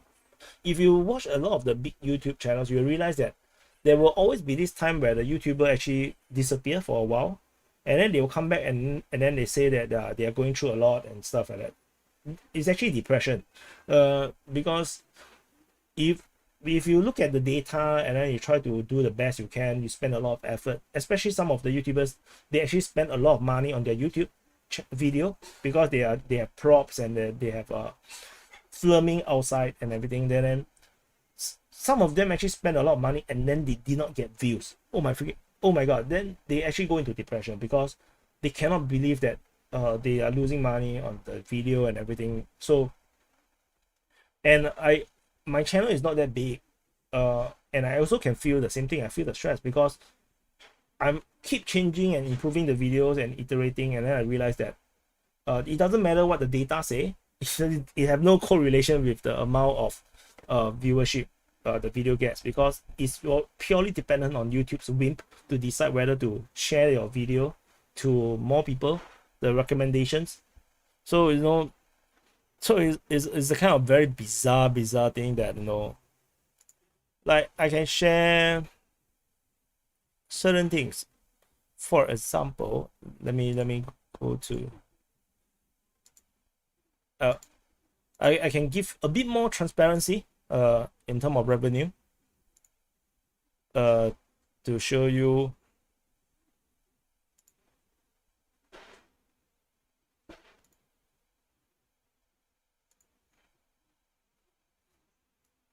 For example, so this is analytics for one of the SITREP. This one is one of the lower ones. There's another one that got a higher income, almost by double, but I don't understand why it was higher. So you see there is a 21-minute video, and there's 14,000 views, which is actually very low if you follow DPA for a long time. And this is the income I get. So generally, for a good gauge is that for a video that is shorter than 8 minutes, 1,000 views is $1 in terms of revenue on average. And you can see that there's only 4 subscribers. You can actually see that the click-through rate is 11.1% for the first day. So it's actually okay. Above 10% is, to me, is normal. Then you can see that 31 on average people watch 31% of the video, which is actually, I feel, is decent. It's pretty decent. It's pretty good for me. And there's also information about retention, how much people watch. This is actually a very normal graph, but you can see that there is very few new viewers. There's very few new viewers, and a lot of people don't subscribe. Half of the people don't subscribe. So if this half of the people subscribe, there will be another 5,000 subs, and that will push the video to even more people. This is also why YouTubers always tell you to subscribe, because when we look at the statistics, we can see that a lot of people just don't subscribe, and yeah, that's just how it is. Yep. So just some example how this looks, and we can actually go very advanced. We can see very detailed data, and I do data analysis all the time. And you can see, all this bullshit. They say, oh, there's more views from YouTube recommendation. The reality is they are hardly even recommending enough to more people. So it's like if they only recommended to 100,000 people, if they put it to 200,000 people, this view will double. The number of viewership will have doubled. So yeah, but that's how it is. So yeah. So I just want to just share a bit of transparency to you guys, in case yeah. So everything is very transparent. So okay, I'm gonna do recording. Look after yourself, meditate, exercise, sleep, food. So I have sleep, food, and hydration. Exercise, I need more. I don't do meditation nowadays. Short type SITREP. Singapore will go through the population decline like most top Asian economy. We are already going through a population decline in terms of demographically speaking. So we are importing a lot of immigrants, and it's going to have more and more tension in the community. More exposure, appearance, endurance again, NGS said. Actually, I only appear on Duran if they invite, to be honest. The last time, because they invited me, so I was on. I was really happy. To be honest, I'm very happy to be on Duran. I feel that it's a huge honor to be on it, because if you look at geopolitical podcasts, I think they are the biggest. If I'm not wrong, they are the biggest podcast. I don't know of a bigger geopolitical podcast. So being on the Duran basically is on the biggest possible show on geopolitics, and I think or current affairs. So I was really very happy about it. I think so. But in terms of whether it helps the channel or not, I think there was a small boost in terms of subscribers, but I don't think there's a lot, because the Durant's subscribers are mostly anti-West, maybe pro-Russia, and they are astounded, they are like shocked when I say that Zelensky is doing a good job. Which is the reality. Zelensky is doing a good job. Less videos per week. You're making too much videos. One per day, good summary video. Tamil, the reason is I did one video per day and the viewership was shit. So I need to do more videos to make up for the lack of revenue, which is why I took out the conclusions and plug it into the main channel as a separate video, and that actually helps to double the income. So if not, people are not watching because people look at the length and then they just say, oh, it's too long. Yeah, so no, then that's a problem. I want to share how big the difference is. SITREPs, right? I can earn up to $100 per video, like in the past. Nowadays is as a video get falls and falls. If it's $60-$70 per video is still not that bad. But when it goes to like 30, like just now the one you saw, it's actually very, very bad.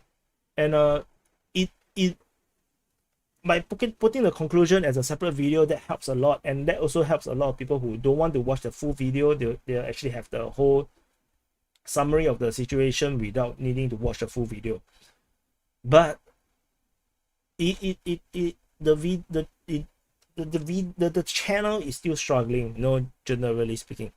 My main profession is actually graphic design and branding, so it's still going all right, but it's just that I'm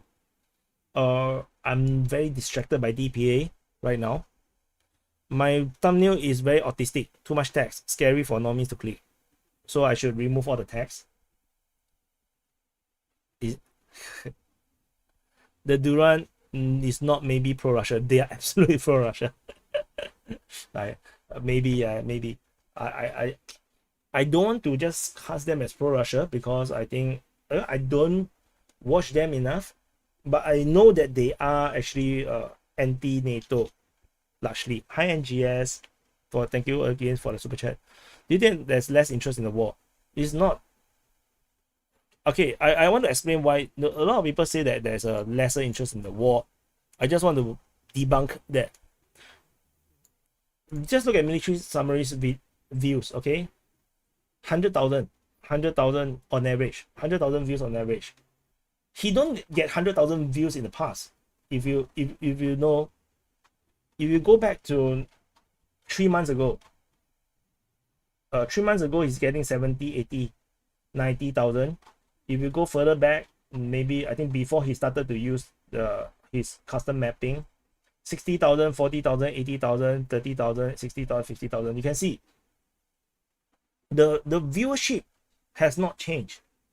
Just that more of the viewers are now watching military summary instead of watching DPA. That's it. And not just military summary, but also Whip Union. But if you go to Whip Union, I'm not saying that you should not watch their channels. They are all good guys. I know them personally. I'm just saying that this is just a reality how the business. Whip Union actually get even sometimes even higher views sometimes than military summary. He's also on average 100,000 views. If you see, these are all 100,000 views. And you scroll all the way back to maybe 3 months ago. Let's go back to 3 months ago. He's getting 150, 120, 150,000 views. So his view has dropped. But I think it's partly because the views got siphoned into military summary. And if you look at the numbers on average, if you add DPA, military summary, with Union, you average out. Actually, hello, my dear interest friends. in the war have not changed. The viewership is actually the same. It's just that YouTube is pushing their videos more, so people are clicking to watch their videos, and yeah. So once you watch their videos, you may not feel the need to watch DPA's video because you may think that it's the same. So yeah, that's just how it works. Yeah. Um. Actually, I did not do a lot of videos. I just want to show you. Uh. So a lot of people think that I create a lot of videos. Actually, that is not true. So if you look at main channel, this is the main channel. There's only almost one video per day, unless I have a separate report like the Niger or the BRICS. Otherwise, it's one video per day, one video per day, one video per day, one video per day. So if you go to, if I go to DPA War, it's actually also one video per day. If you see, is 4, 3, 4, 5, 7, 8, 9, 10, 10. It's one video per day. I didn't do more. The only difference is that I take out the conclusion from this SITREP because the viewership is too low. 20,000, 10,000 is very low. I put it as a separate video. I cut it out, put a separate video on the main channel because you have to understand this is 39,000 subs. That one is 70,000 subs. It's double. It's twice as big. So a lot of the audience may not see the videos on the War channel. So I have to put it as a separate video on the main channel to reach more people. And that's just all it is. That's actually not, I didn't spam videos. It's a misconception. Just like, you know, a lot of things about me, you know, it's a misconception. Yeah. What is your target audience? You might attract people like that. I attract people who wants to know the truth. Who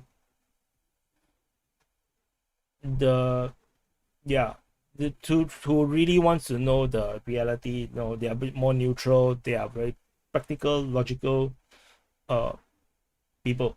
That tends to be my subscribers. And for people who are like that, tends not to be pro-Ukraine.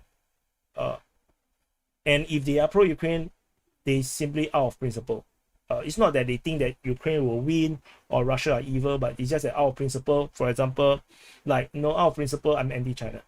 It's not that I'm anti-China, but it's just that, you know, they are threatening my country. So that's all. You know, so there are people who are like that, and such people will support DPA. More people watch Ministry Summer Union because the show's video from Battlefield. Yeah, I did show videos on the Battlefield before as well, and I look at the data. It doesn't really change a lot. It doesn't really affect the performance of the video much, which is why, you know, I don't. Do you have a script, or just go from the head? Coffee Cup asked if I have a script. I actually plan things. So before I want to do, I will actually, you know, before I start my recording, I will look through where are the main things that I want to focus a lot more on, because there are usually only a few things that is actually very, very big. Then I will just report. Sometimes I just go linear. I just go by the direction from south to north, which is easier for me. Then, and because I mapped it myself, I read all the sources myself, I know what is happening. So I don't really need a script. I just talk. So I almost never make a script. Yeah, because scripting takes time, and I really have no time. Big Union makes unrealistic claims about the future, but people like that. People like, you know, people. So okay. So what happened is that I realized people just like to be told how to think. So, you know, there's a sad thing. Yeah. So, you know, which is why I started the conclusions, because I realized that people just want to be told what to think. So I do the conclusions and basically tell you what to think. About Sudan Civil War, maybe in the future. Tentatively, I also lost track of the war. I only know that the war is still ongoing, and it's very low level fighting, because that's Africa war for you. African wars are all very low level. It's not that you make a lot of video that is the titles and thumbnails can be confusing. SITREP, Upian's offensive days. Yeah, but how else, you know? I can of course I just write very macro titles, like, you know, Ukraine is attacking. I'm very not creative in that sense. Yeah. Your views and sub count is great. Military summary posts every day, roughly same length. Algorithm got smile. You are different, but not unsuccessful. Thank you, Steve.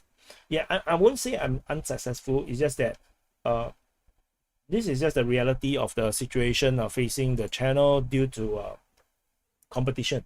And competition is good. I mean, competition forces me to reiterate and change and improve the videos. It's just that there is zero control over performance versus views. Like the videos are performing better, like people are watching longer, but it doesn't affect the views. YouTube doesn't just don't bless DPA, then that's just how it is.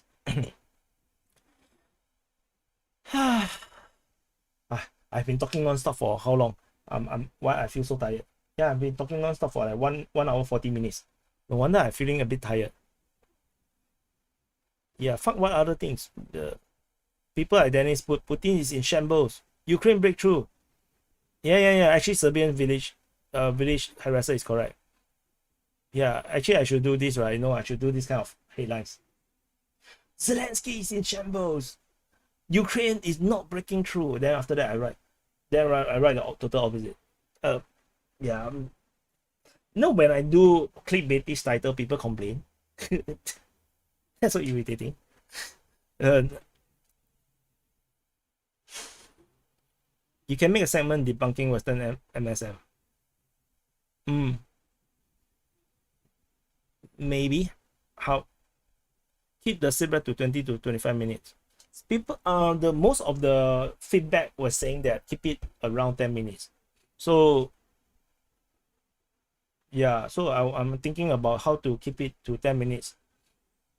History Legend live stream, man. I keep Matlow. Yeah, I'm supposed to be on some kind of a collab with History Legend, but no, end up we just chit chat on WhatsApp, and then we didn't do anything. Yeah, mostly because I'm just too busy trying to figure out the right formula for the channels, and I'm just so I'm so concentrating on getting the video format right. I just no mood to do collabs. That's the main reason. I'm one of the viewers that used to check on daily basis. I didn't subscribe. The main reason was the way you reporting, as you involve your personality in it with a lot of sarcasm and irony. So you don't subscribe because I have personality in the video. Yeah, doing it less nowadays. I still do it. It differs you from something, but it's something I think quite a bit of people don't like. I'm not sure. Like what? I don't know. Actually, can you explain a bit more? So Cherinator was saying that involving personality and sarcasm and irony is not a good idea.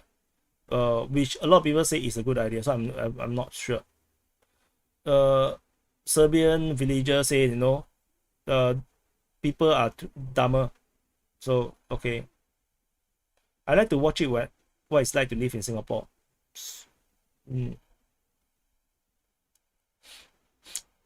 Singapore, I'm not sure. Sometimes no, sometimes they. Yeah, I don't have a chance to go out, so I'm trying to get a format that is easy for me to work on. Then I have more time. Then maybe I can come up with new ideas, like maybe reporting. Like Alex Christopher, like he just take the camera and just walk around and talk about stuff. I like to do that so that I can walk around and exercise a bit. If not, I'm just always in my room. Yeah, Max Bacon said he's here for my personality. Yeah. So no clickbait titles. Is there actually no chewing gum in Singapore? Yes, you cannot buy chewing gum in Singapore. It's illegal. You can buy from Malaysia and bring into Singapore, provided that you're not buying like a huge slab of it. You're buying a few for personal consumption is allowed. But you don't paste your chewing gum after eating anywhere. because if you get caught, you will be fined. Find the same information on both channel and a bit of inconvenience. Yeah, Danny is actually right. This is actually one of the concerns I have, because I really don't want to do that. But just that the SITREP is viewership is so poor, so I have to think of something to make it work. The other alternative is not to have a conclusion in the SITREP. The other alternative is that don't have SITREP at all, and then I'm just do conclusion style SITREP. So how much money for 10 days Singapore? What do you mean by how much money? What do you want to do? Singapore hotel is very expensive. If you're talking about holiday, tourism, I just saw it. Very expensive. Very expensive. Unless you go for the lower class hotels, typically it's 100, 200, 300. If you want to go the 5-star, it's like $500 per night. It's very expensive in Singapore for holidays. I'm losing my voice. I haven't do recording yet. Wait, let me drink some coffee.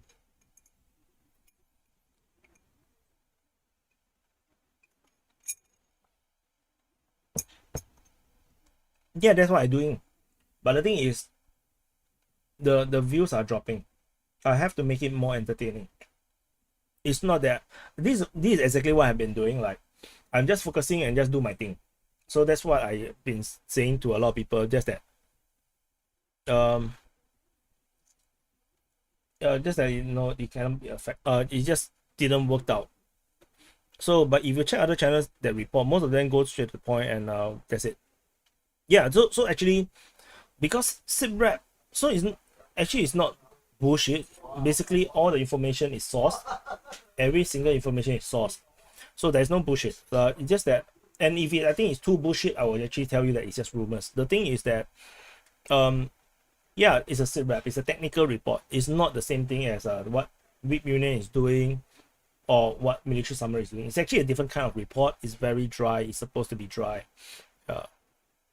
I'm the same DPA. I've been watching you, but only subscribed yesterday after you explained your struggle. I just thought that you're too pro-Russia. And lately you become more neutral. Luis, it's not lately I become more neutral. I'm always neutral. It's lately Ukraine is doing well, so you think that I'm neutral. The reality is, previously the Russians are always on the offensive. They are always attacking. So when the news come out, especially information tends to come from pro-Russian sources, it seems like it's pro-Russia. But the reality is the Russians are pushing. Now the Ukrainians are pushing, so you would think that, oh, I'm more neutral. But the reality is the Ukraine is just doing well. So I just want to highlight, this is very important, because I'm neutral. I don't take sides at all.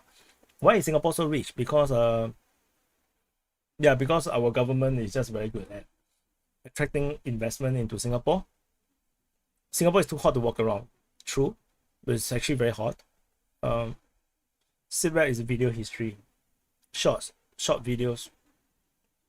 Your introduction takes too much time. Yeah, I'm actually considering. Part of my plans is that I will drop the introduction, and I plug in the introduction later, like what history legends always do.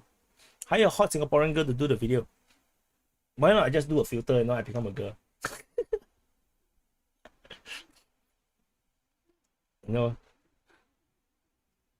Why is there weird laugh? DPA, are you taking hostage? No, the neighbor walk past.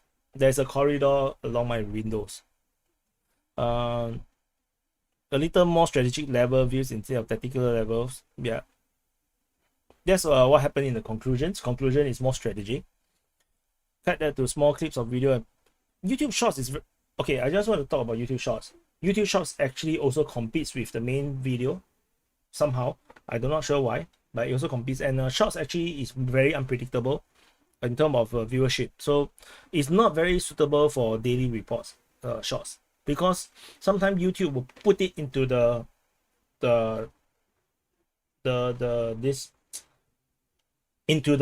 into the stream where they will appear on other people's phone very late, and it becomes very not meaningful.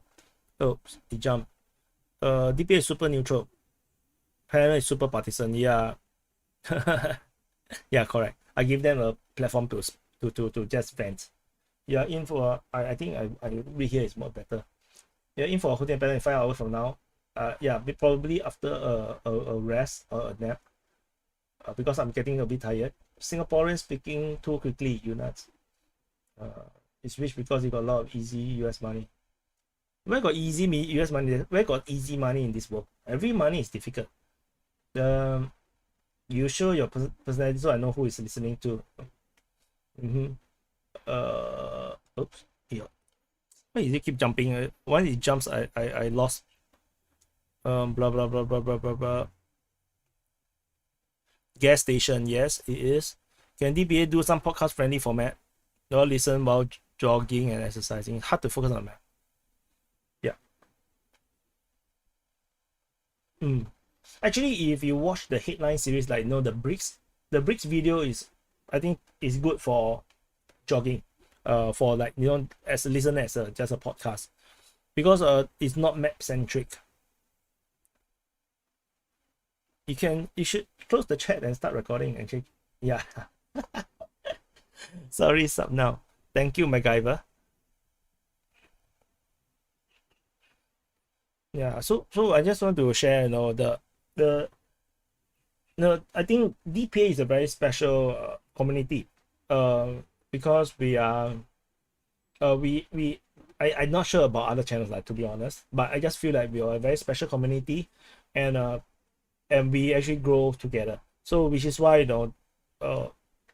we need to build the DPA platform together. So that's why the subscribing is important, liking is important, because yeah, sometimes I know it's a bit troublesome, but no, it helps. And yeah, so which is why this is a bit different. I don't make videos just for clicks, just for like, I don't want to spam. Yeah. And GSA, what do you see the war going in next year? I think next year, let me see, next year for Ukraine is special. They are supposed to get another offensive force being built up. That's where they will be armed with Leopard 1s and Abrams tanks, and then they will have a huge force of F-16s. That will be their second offensive. So now what we are witnessing is the first one. I believe we are looking at the tail end of this offensive. They are doing their final push. Because my gut feeling, I'm not saying that I know, but I'm just saying that my gut feeling is that they no longer have more reserve to use as offensive force. They have reserve to use as defensive force, like the relatively untrained troops. You can drop them in the trenches, but to do offensive you need them to be trained. And I think that this reserve force for the offensive is running out. So I don't think we will see the offensive much more. And then next year Ukraine will try again with an entirely new force. This is what I think will happen.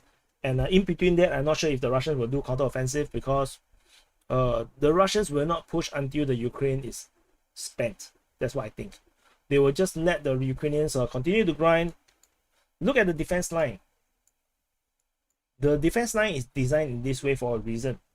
They expect the Ukrainians to break through all the way to Tokmak, and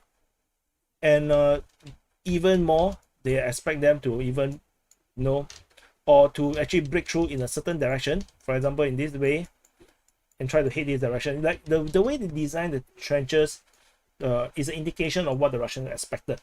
And the Ukrainians breakthrough over here is part of the expectations from the Russians. They expect the Ukrainians to break through at Robotini area, or even in around this area here. And that's where you see most of these Russian lines. These lines are. This is where they expect Ukrainians to be stopped. And if they are not stopped, then the Ukrainians go to the next line, and there is still another line waiting for them. And this is probably the last line. And I don't think the last line is meant to be I don't think the Russians expect the Ukrainians to reach the last line. So I think that they expect them to start at this line and maybe this line, and that's it. So but they prepare the line just in case, because yeah, that's the only the right thing to do as a as military planning. Okay, so now okay, so now I have to decide in terms of video. So what do you guys think? Okay, if I only talk about, okay, I tell you for a fact, over the past few days, over the past day, there is some amphibious action here, Robotine, Uruzaine. There's an interesting part where the Russians attacking at Vuleda. There is Ukrainian push at Klishevka. The rest are all bullshit. The Russian Kupiansk offensive is dead. There is some fighting over at Novoyehorivka. So if I report only on these few main things and I totally ignore all the small things, for example, Donetsk fronts, like the Marinka, Marinka region here, I don't talk about it. Do you think it's okay to not talk about it? No, I'm really not too sure. Let's nuke each other.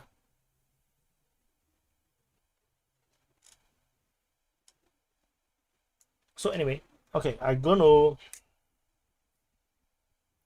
do one recording and test. I'm not sure. It is really a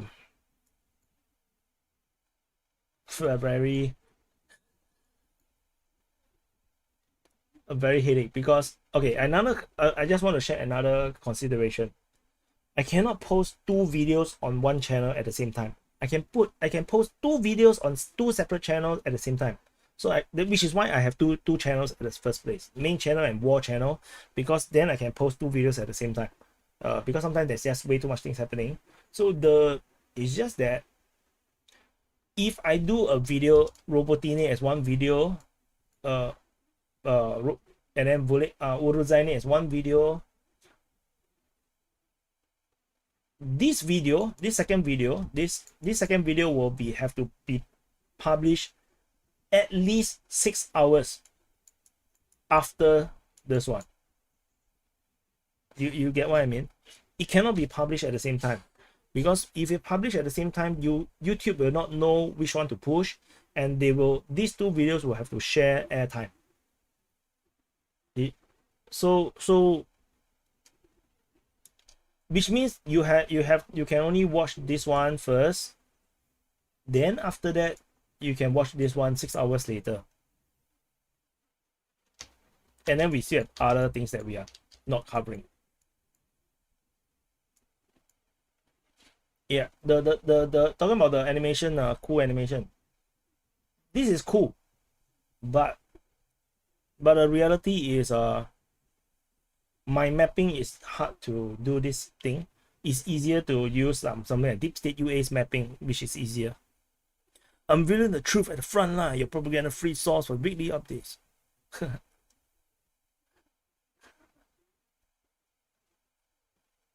You need caffeine, soldier? Yeah, I just finished coffee actually. So this is my coffee. I just finished it. Close the chat. You are distracted. Just cover the main points and don't go in depth. Then link food syrup. Actually, this is what I did. This is actually exactly what I did. So for the conclusions, I put it on the main channel, and then they've actually taken out from the SITREP, the conclusion part of the SITREP. Then I put the link to the main SITREP, but it doesn't seem to affect anything. People, it doesn't really seem to increase the SITREP the viewing. Topo layer, damn it. Yeah, time to pangkang. Pangkang means off work in Hokkien. You look tired. I'm tired. I've been speaking non-stop for 2 hours. I'm like talking 2 hours. So it's like Wagner will strike at no lah, of course not. This one is made up story and no such thing. Wagner will not attack. Wagner will not be in this Ukraine war at all. Like, they will not be used in this Ukraine war at all anymore. I sincerely think that the Wagner forces are needed in Africa. Like, they will be used elsewhere. They being in Belarus is just to avoid legal problems within Russia, because Putin is not a dictator as much as you want to think that he is. He's not as dictator as Lukashenko is. Lukashenko at Belarus is a true dictator. He have absolute power in Belarus, which is how Lukashenko can just say, okay, Wagner will now be part of Belarus. Just like this. Putin actually cannot do that. I'm not sure if you realize that. So which is why offloading Wagner into Belarus actually solved the problem of Wagner. Because Wagner being in Russia, Putin have to answer. How can you still keep all these people who just had a mutiny in Russia? So there is this political aspect. People think, make it too simple. It's not so simple. Even Putin within Russia have political concerns. So they still have elections. So close the chat. Okay. Any advice for new YouTubers? My advice is stick to one topic. And do something that you like you are passionate about, like really, because you're going to spend your entire waking life thinking about it. If you don't like that thing, you're not excited about the thing, then it's going to be very painful to do it.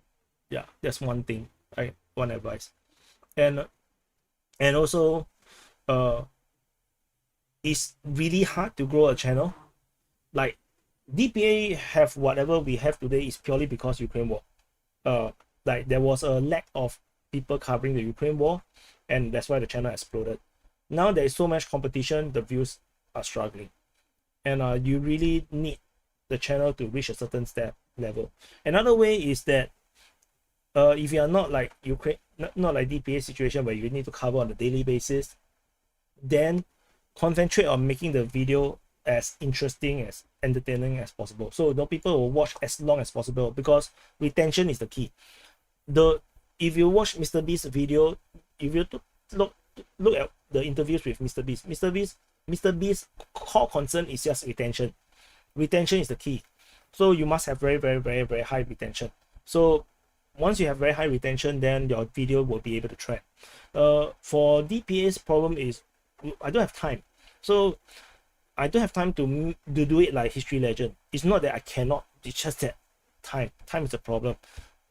History Legend spend 3 days at least doing one video. I have to do a video within like an hour. So that's the difference. Unlocking Singapore's powers, raw and real unfiltered. Explore DPA for the AG glimpse into life in the Lion City with Wyatt. Or maybe I should speak like this.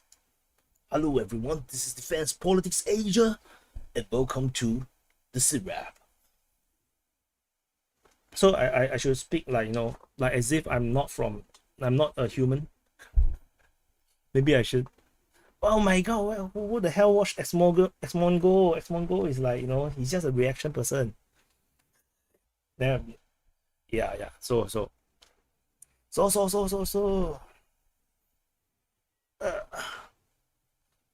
Advice, don't take subscribers. There you go. Yeah, you should speak like this. Alright, stop trying to sound like white people. Oh, okay.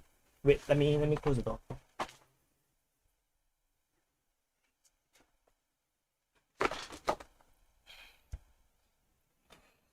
Yeah, so Bastian, retention, thumbnail. These two is the most important.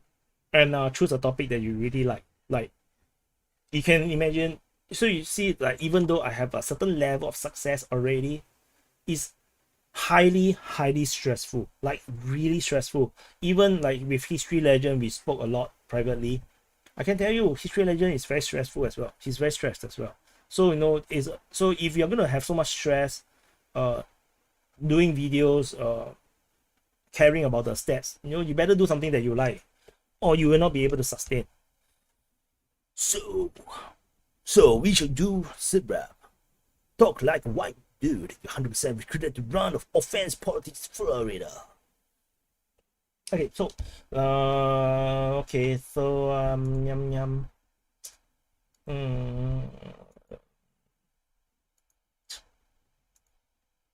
Should I be more ghostly like this? Or should I be like this? I feel like Harry Potter, like you know the ghost inside the Harry Potter. So just do this. Yeah, Bastian, stay home dad.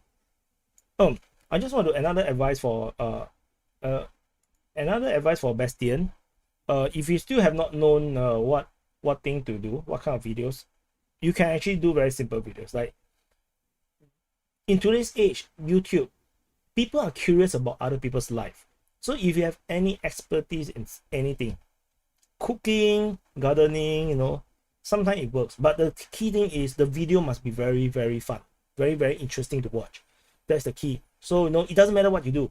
I honestly, I for one period of time I was binging this channel that basically see the guy mowing the lawn. Like he just go and do free mowing of lawn for free. Yeah, you just go to other people's, you see that someone's house is overgrown, he just offer to to cut the grass for free. And I basically just watch like half an hour of people just cutting grass. Like that is very fun, very, very funny. Hey, no ghosting. Do you think Prigozhin is dead? I think 80% he's dead. Like 80%. I'm not 100% sure, but I think 80% he's dead. So now we do like the Duran. They don't need to work for a living. The reality about that is also not true. They only have they only have income if they do videos as well. So which is why they will continue to do the video because there's money in it. Russia will ever cross the Dnieper? Oh yes, of course. Of course. They have to. Constitutionally bound to do it. Because Russia need to retake this land. They already annexed this land. They already declared this part of Russia. So by constitution, they have to reinvade back and recapture and liberate Kherson. So they have no choice. They have to go in. SITREP and QA. The problem with this is actually time, and I don't have time to arrange this. So it have to be a separate thing, and yeah, like it can be a separate content type, just that it cannot be part of the normal SITREP. It's just not viable on the daily basis. What do we look like for Russia?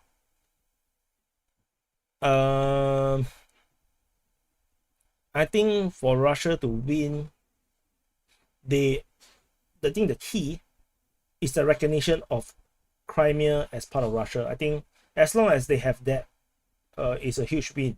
And but then because they already spent money rebuilding Mariupol, so they have to annex this entire piece of land, these 4 oblasts. So because anyway, this is already part of their constitution, is officially part of Russia. So they have to get recognition for all these 5 pieces of oblasts. These 5 oblasts must be recognized, then it will be a win. So DPA has the N best chat. As the N, what is the N best chat? As a leader quitting 2022, Turkey talks, passing a few laws, refraining future talks. I don't know what is this. Sorry, but I'm not sure about that. Yeah. DPA open mic is a big draw. Yeah. So unfortunately, DPA open mic is suffering the same problem. DPA open mic cannot grow as well. It's not grow. It hardly grown at all. I also struggling to see how to grow, which is why I say it's not easy to grow a channel. So even though DPA open mic is monetized, but it's just not easy to grow a channel. So I would not paint a scene of sunshine and rainbow, because it's not. All right. Okay, we shall give it a try to record Let me see what kind of intro I should do.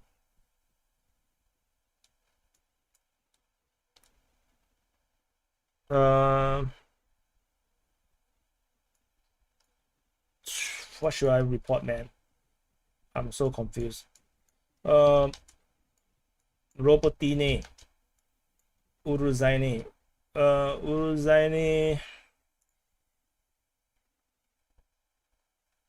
Same situation.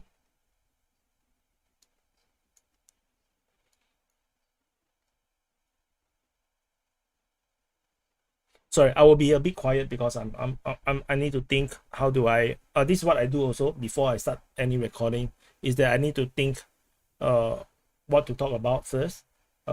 If not, then I might I will get lost during the stream, during the recording. So I also need to think what to focus on, because now the target aim now is that we will cut short to 10 minutes the SITREP, and then you have to be tight. You have to be, it have to be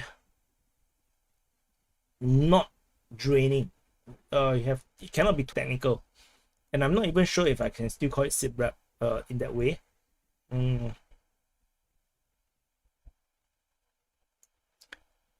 We have fighting reported as in Kivka. So Russia gave up on Kopian's offensive. Ukraine is still at Crimea.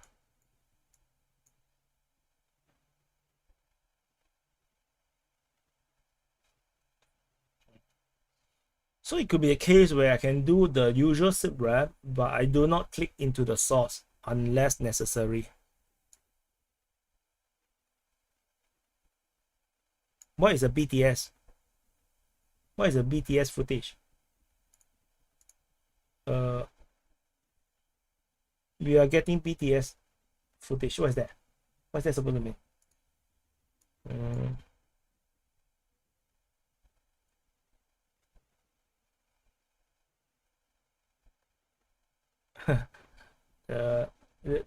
This D-Man say this is funny. This is exactly how Whip Union started Whip Union. Like, because he because he have some ideas how he can do certain things. So behind the scene, yeah.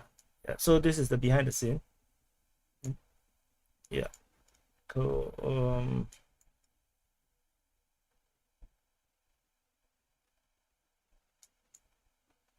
Okay, we're just gonna smash it. We're just gonna try and see what.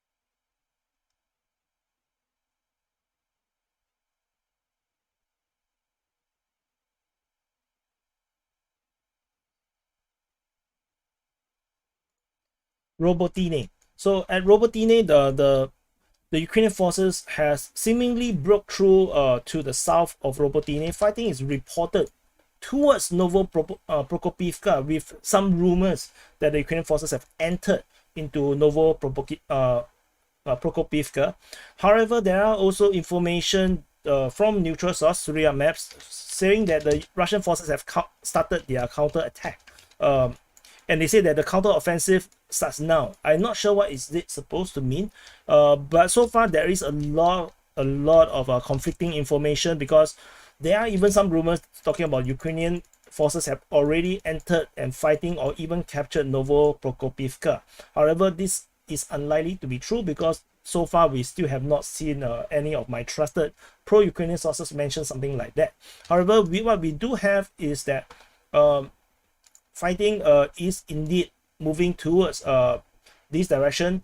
According to Myroshnikov, the information is that the fighting begins to be over for Prokopivka. So on top of that, the Ukrainian forces continue to be fighting on the eastern part of Robotine as well as towards Verbove. So as usual, this is Verbove, and there is a major defense line around Verbove, and Ukrainian forces is currently still attacking towards in this direction, and they are also pushing east. Information coming from Ryba suggesting that the Ukrainians are still trying to gain a foothold, and they managed to capture one of the Russian stronghold. Other than that, we move into the Velikan Novosibirsk sector. There is also continued fighting over in this region here. Ukrainian forces allegedly are pushing towards Starolimnivska. They are pushing down this road. There is this major road that the Ukrainians are pushing towards, because there's no settlements over on the eastern part of this river, of the Mokryali river, so they don't really have to stop, and they can actually go directly to go for Starolimnivka. However, according to Russian sources, it seems like the Russians are still bombarding Ukrainians over at Uruzhaine and Staromayoske, and that's largely seems to be the diversion of in terms of the storyline.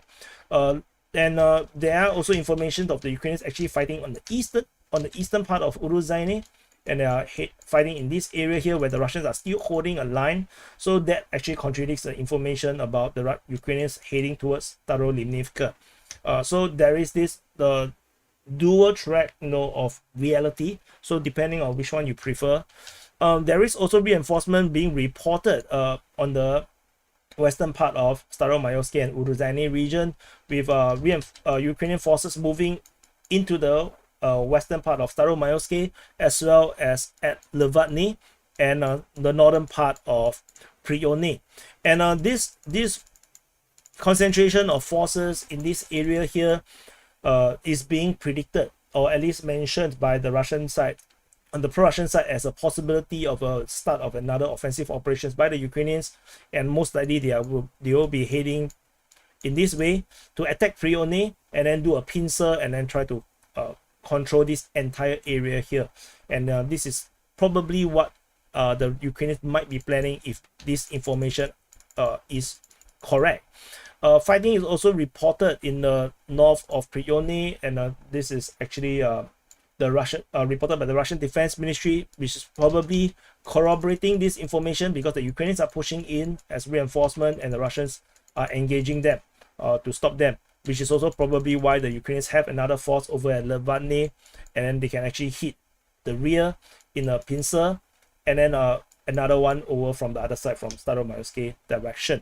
And so that's all from the Zaporizhia front region.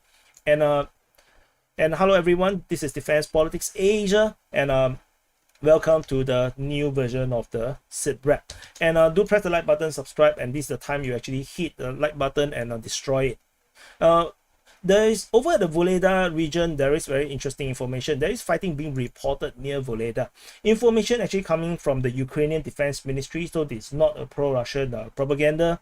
And if this is true, we might actually see a new offensive beginning for the Russian side, and the Russians probably might be starting a new offensive. This corroborates with the rumors coming from Surya Maps. He cryptically say that the counterattack begins, and this might actually be part of this new offensive action from the Russian side. But this is just the initial stage. This is the first time we see a reporting of fighting at Voleda, so take that with a pinch of salt. We have no idea what this is about just yet. And so moving away, other than the usuals, fighting in the area of Marinka, at Krasnohorivka, at Pervomaiske, and we move on into the Bakhmut front. So this Bakhmut city, the famous Bakhmut city that was totally smashed. In the southern flank of the Bakhmut city, in the Bakhmut front, the Ukrainian forces continue their offensive operations to capture Klishchievka, Andriivka, Kurdyomivka, as well as Ozeryanivka. Information from pro-Ukrainian sources seems to be really bullish, talking about certain increasing their control zone around the Ozeryanivka region, saying some success here and there, tactical success here and there. So, however, we do also have no pushback in term that the Ukrainian Defense Ministry actually say that the Russians are actually the one attacking Klishchiivka. But of course, if you have been following DPA for a while, you would have also noticed by now that the Ukrainian Defense Ministry tend to say the their own offensive as Russians doing the attack. So situation here have not largely changed. In terms of the front line is not clear just yet, but rumors suggesting that the Ukrainians are doing pretty decent. But what is interesting is that, as I mentioned about the Russians starting this new offensive, Ukrainian Defense Ministry also mentioned about the Russians attacking towards Ivaniske, as well as an attack over in the area of Orikovo-Vasilivka. So these two attacks is both reported by the Ukrainian Defense Ministry, and I find this extremely interesting. And I'm not sure if this is just another projection, if maybe it's the Ukrainians that are actually doing the attacking. We're not sure, but we will definitely have to continue to monitor to see what is the reality is. And so far, no pro-Russian sources talked about this just yet. And the thing about projection is that there might be some truth to it, because there is fighting reported at Zalynyanske. This is reported by the Russian Defense Ministry, with the Ukrainian forces attacking in this area here towards Zalynyanske, and most likely this might be a corroboration of the information of the fighting along the highway, where there is this footage of the Ukrainian forces heading down this highway, and then they actually cross into the forest and attacking towards the Russian positions towards Zalynyanske. And maybe this is the Russian Defense Ministry actually talking about this exact action that is actually happening towards Zalynyanske. The Russian forces allegedly has been pushed out of this forest region here, but it cannot be confirmed because these are just projections based on the video footage of Ukrainians storming this forest area. And this might actually be related to the Ukrainians claiming that the Russians are attacking Orikovo-Vasilivka. So these two might all be actually the same attack. Actually, they are all Ukrainian attacking. We cannot be sure about this, but this is just how it looks like. And the Ukrainians are still ongoing with their offensive operation in the Crimea front. This is Crimea, and the Ukrainian forces are reportedly attacking at Torske, Dibrova, at Kuzminie region, and near Ryhorivka. This offensive has been ongoing for some time. The Russians are continuing to hold the line very well, and it looks like there is no breakthrough in sight, tentatively speaking. The Ukrainian Defense Ministry did mention another interesting information over the Sivas front, is that the Russians are attacking at Bilohorivka.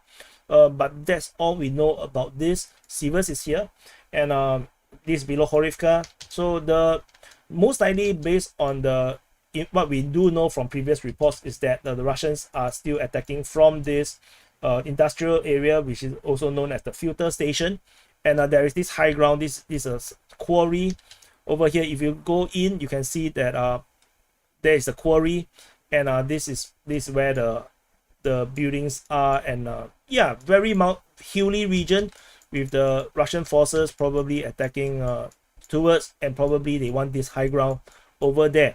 And the Ukrainian forces definitely are holding over those high ground, because it just makes sense, because we all watch Star Wars and we know that having the high ground can cut off your enemy's legs. So moving on, the fighting over at Novoyehorivka is still ongoing, with the Russian Defense Ministry mentioned. I think it's the Russian Defense Ministry. It's a bit hard to click it.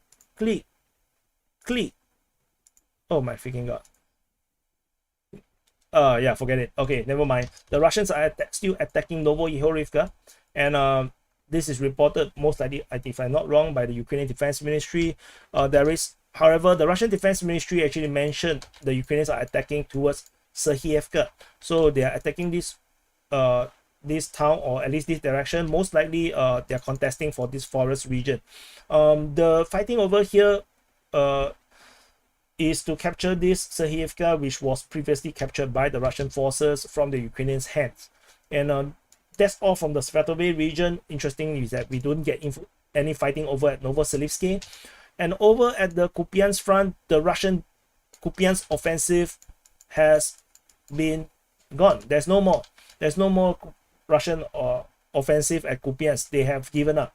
The Ukrainians have succeeded in holding the line, and the Russians didn't seem to manage to capture any town over in this region, although they did improve their buffer zones. And the only information we have over in this area here is the fighting at Sinkivka. So the information coming from the Russian Defense Ministry, they mentioned about defending against Ukrainian attacks over in the area of Sinkivka. And Ukrainians hold Sinkivka, and they also hold Petropavlivka, which is over here. This Petropavlivka. And that's it from the Kupiansk front. And going to the most boring front, which is the Kherson region. At the Kherson region, we have the Ukrainians continue their amphibious operations along the Dnipro River. There is some landing reported around here and over here south of Valentinsky, somewhere probably north of Zaboriny. And then there's another force that is landing somewhere close to on this island just off Kozachi Lahire, and probably around this area here. Previously, the Ukrainians actually landed here, have a beachhead, and it was destroyed by the Russian forces, according to pro-Russian sources. So, despite all these failures or seemingly meaningless operations, the Ukrainians are still putting their trust in all these riverine operations, and we will continue to monitor what it will be. And tentatively, we also have information of a Sukhoi 25 shutdown over Zolota Balka, and then there was one more over at Semennikivka. So it does show that the Ukrainians continue to have air support. And yeah, that's it for the summary for the day of 548 for the 25th of August. And I'll see you in the next update. I'm back. So that's the recording. Let me change to be less ghostly. Yeah, I'm less ghostly now. So what you guys think? Is this better? Using Google Earth, and we don't go through the sources. We don't go through the sources one by one, and we go a lot more about my analysis, less about just talking about the specific who said what, kind of thing. What you guys think?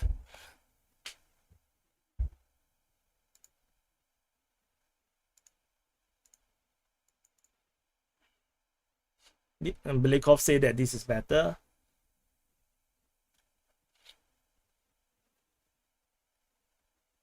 Bob say excellent, better. Nigel say, or Nigel. Yes, that's good. Yes, Google Earth, banger. Yeah. So the key point about this live stream, after chit chatting for 2 hours, this is the point. I'm trying to figure out with you guys, how do we improve? Because, like, for example, when I do this, I do neglect like shootdowns. Like these aircraft shootdowns will be pretty much neglected, because generally speaking, aircraft shootdowns are not very pivotal to the frontline actions. Like yeah, shootdowns, it seems very big, but when we go very strategic, it's not very important. Like the shootdowns of aircraft. Can add combat videos. It's a B. Yeah, more analysis for sure. The military summary thing is that he got his own map platform. His map platform allows him to click and then shows the video. So that is a lot faster to do the recording. For me, if I want to put in the videos, I have to do it manually in the post-production, which is actually takes more time. So, and yeah, it may or may not be an improvement as compared to military summary, because it will be the same footages, so there might not be not be a huge improvement per se. Different title strategy, short and simpler. Yeah, so I'm thinking like there's a need for a different title strategy, like something more vague, something more clickish, clickbaitish. Yeah, Joseph Stalin is better, much obliged. So let's I let me put into a vote. A poll. Start a poll. Is it better? Yes, no.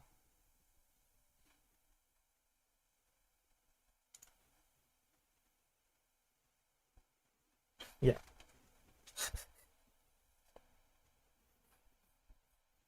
Because we have to know really adapt. No, because the if the videos can do well, and then that will means revenue. That will means that I can concentrate and spend more time on this. Maybe perhaps one day make this my only full-time job, because now I have two full-time jobs.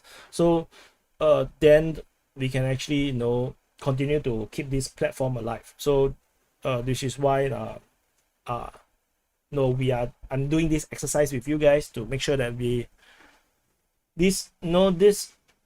can continue to evolve and to make this good. Important if it hits storage area or military bases. The reality is we do not know how important it is. Like, if you look at even from on the pro-Ukrainian side, they're talking about HIMARS or the Storm Shadows hitting rear positions in the Russian side. How do you know if it actually makes any difference on the front line? The reality is we don't. So because we cannot see the logistics being affected, all we see is the frontline action. So in the end, it doesn't. I can talk about it. I can say that the Russians hit the storage area, but so that so it's like the Sukhoi 25 got shot down, but so no, that's the problem. Someone say no for the poll. Who say no? Who say it's not good? Who say it's not better? Can you explain why? The video is actually 30 minutes long. The SITREP was just 30 minutes long. It's not very, very long. And I actually can do the upload right now live as well.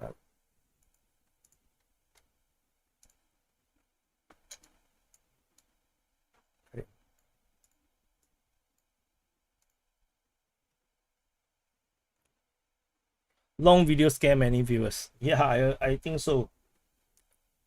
It scares me also, I think, when I watch other people's video. It's just that yeah, because I have a methodology. I follow through with my methodology, and yeah, it's just that maybe this methodology is now outdated. Maybe it's not viable, so we need to try something different. Oh, Steve Buckley say the old format is good.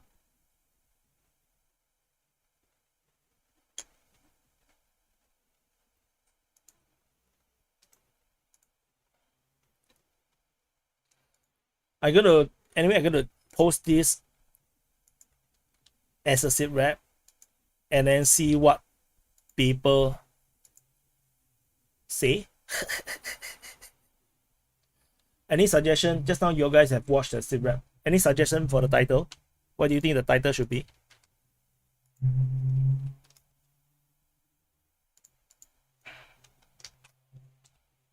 Ukraine is winning.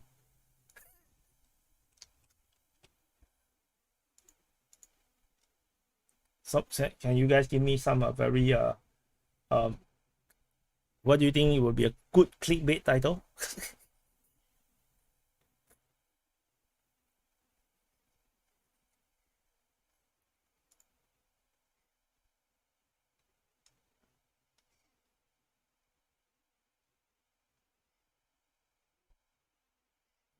Sauce my ass.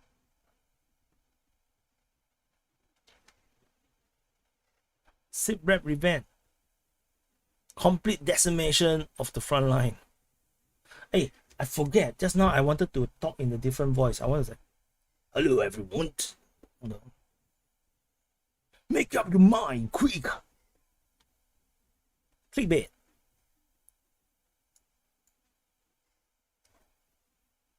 Ukraine won the war.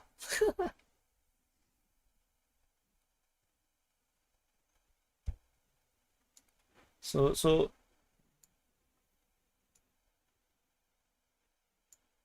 Yeah, I'm figuring out so what to write.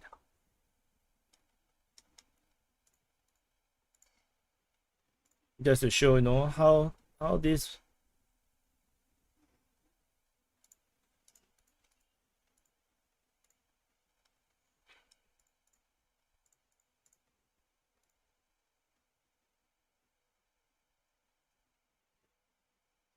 Watch to win $1 million. Nah.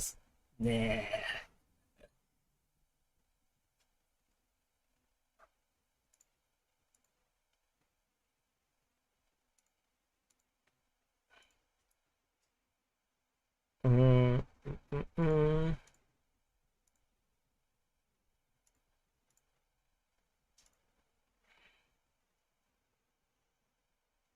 Actually, I tried clickbait many times. Actually, no, I actually tried clickbait many times.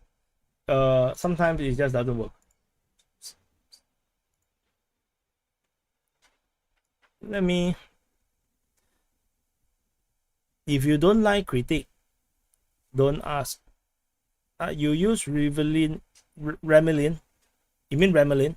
No, Remelin has been downgraded in my eyes actually. So you are actually wrong. So Surya Maps is not neutral. I'm not sure Surya Maps is actually neutral. I talked to him before, like in person. And Michael, if you don't use two defense ministry, you don't use Surya Maps, you don't use Remelin. Remelin, I already downgraded to like secondary third source. Then you have no one. You want to believe only Riba and Deep State. There is no other sources.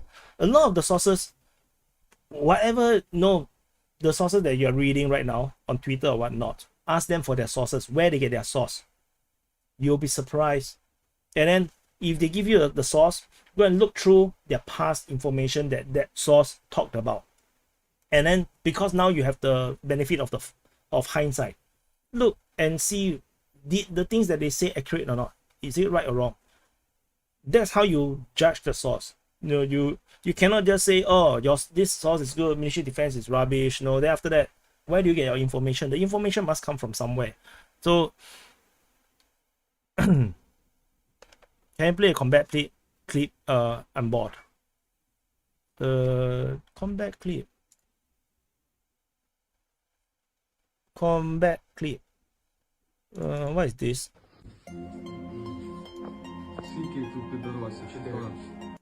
I turn off the audio because I cannot have audio. Yeah, this is a battle.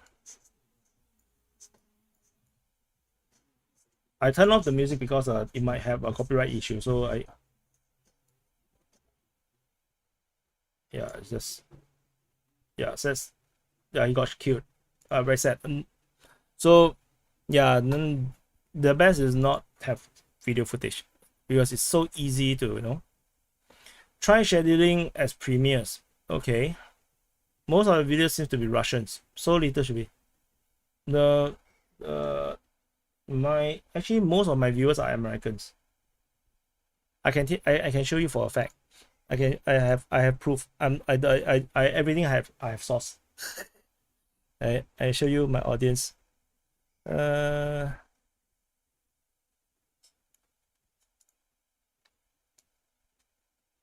So yeah, my top viewership is from UK,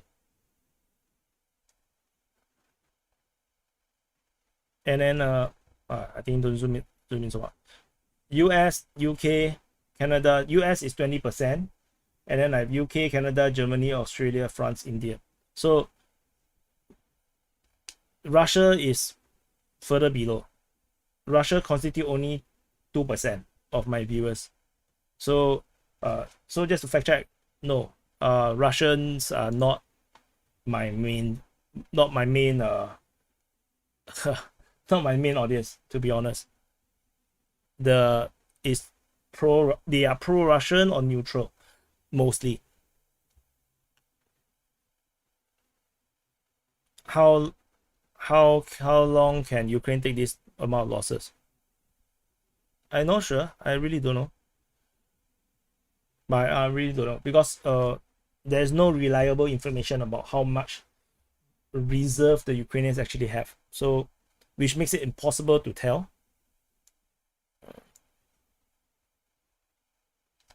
Okay, I'm gonna.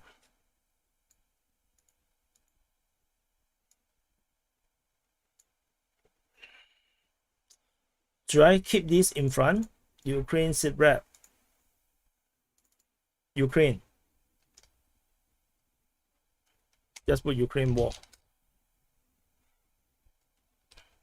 Drop the day. What you guys think? This is no longer full. This is just a summary. No longer. It's not even a SITREP anymore. No, I should delete. No, it's just a summary.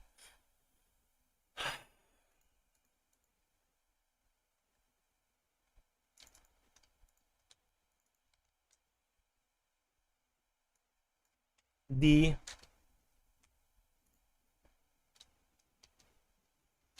summary.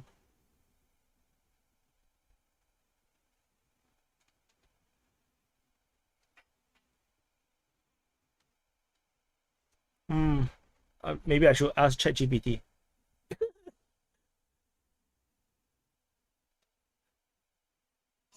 Situation summary.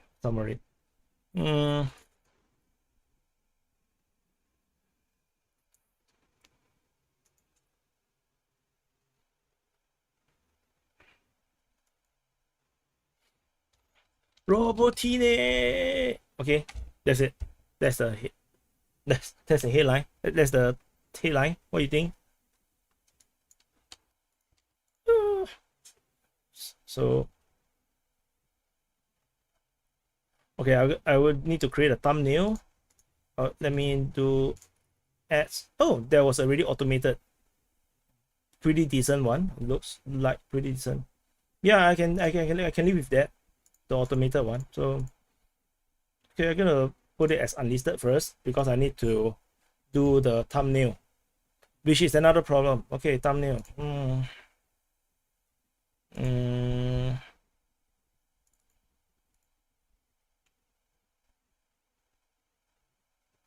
Sip sum instead of SITREP. Nobody understand what is a sip sum. No, what is a sip sum?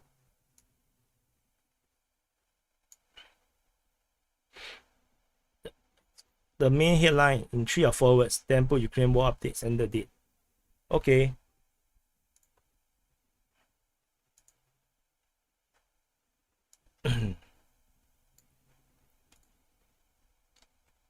In fact, I don't even want to put the dates nowadays. Like, I think it's like a bad thing to put. Robotine! Russian. Or should I even talk so much, Robotine is on fire!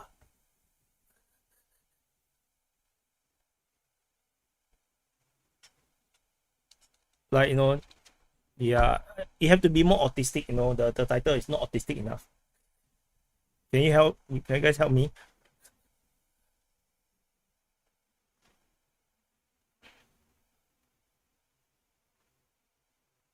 How many things you're doing at the same time at the top of it?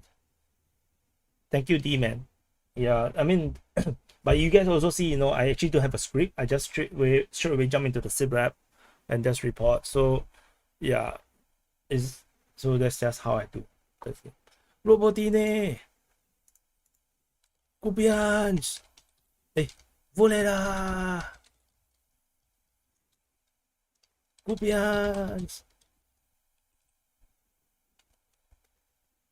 Is that good? Oh, you guys cannot see. I'm so sorry. Is this headline good? I paste it in.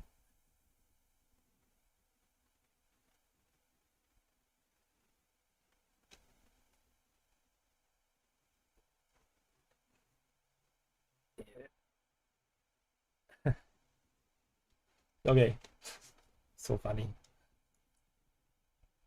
Yeah, we're just gonna call out the names of the places. You just gonna just call out the name of the places Robotine, Boleta, Gupian, and that's it. All the every other words is just like you know, it's just words.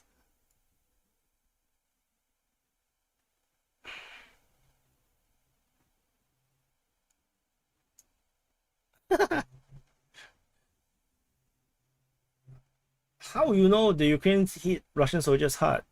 The Russians are also hitting the Ukrainians hard. It's the same. You need clickbait titles, man. Okay. So what shall we do? Shall we go and copy other people's SITREP? The names. let's check military summary. What he wrote.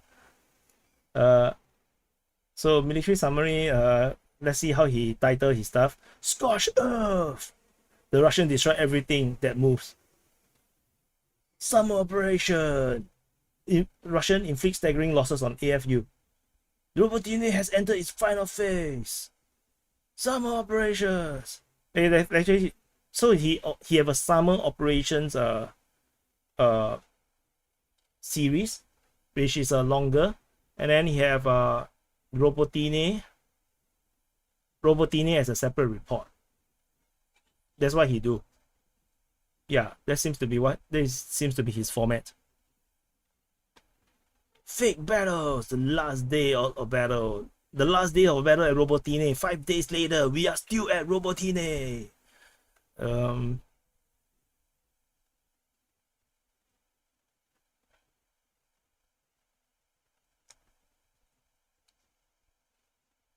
Summer operations. Yeah, no. Let's see Whip. How does Whip Union do his videos? His titles. I mean, demolish Ukrainian positions ahead of third phase. Actually, honestly, all these phases, phase 1, phase 2, phase 3 is all made up. No, I just want to say, there is no official sources ever say there's any phases. I just want to say, meat grinder for the axe. No. Fierce battles at Robotine.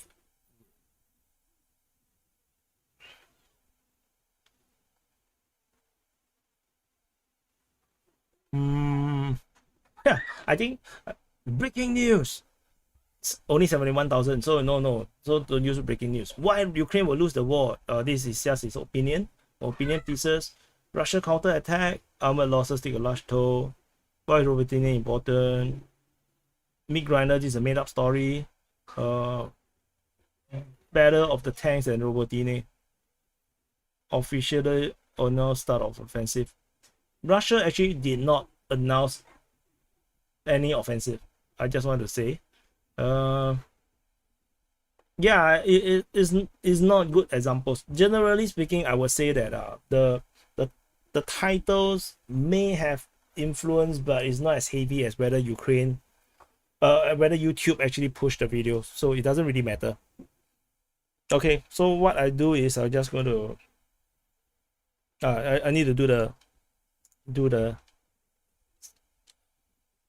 it's no longer full, it's just summary.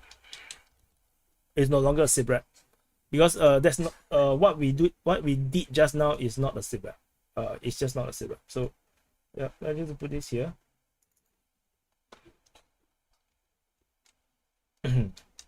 Yeah, so this Photoshop, in case you do not know, this Photoshop. And yeah, so we're gonna change 26, this today's date, and then we have it's 4/8 and 5. So summary, Ukraine.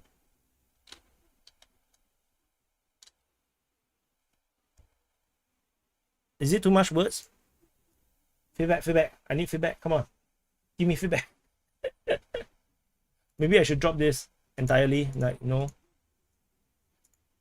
don't want this icon anymore. And then maybe push this here.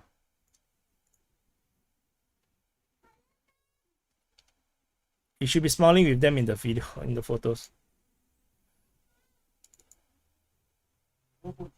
So at Robotine, wait. Quiet.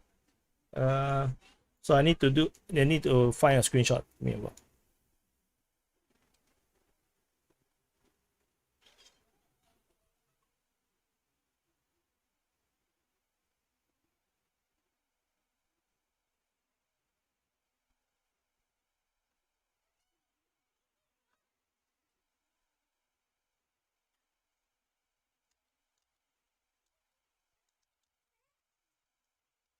Yeah. I'm still live, you know.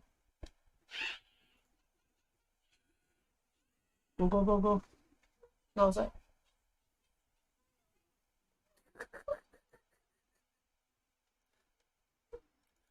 I should. Okay, wait. I. So. See, why you should be smiling with them, okay? Then, too much words. Too much words, okay? War summary. War summary. So, war summary. Okay. Take the second date off. You only need one. So okay, I shall remove this. Get rid of the yellow and blue. Okay. Wait, I'll remove this one first.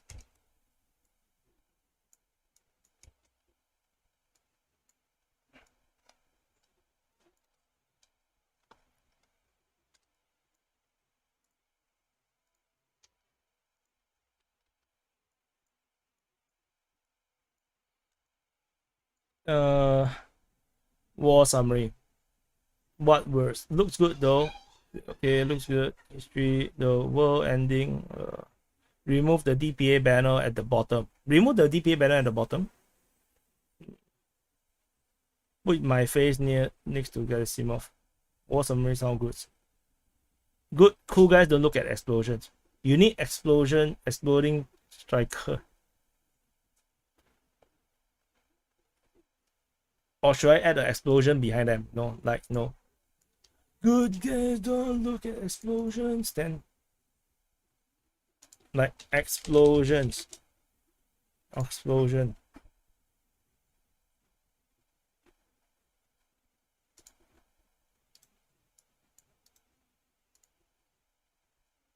Like you know. This is gonna be so silly. Explosions. Then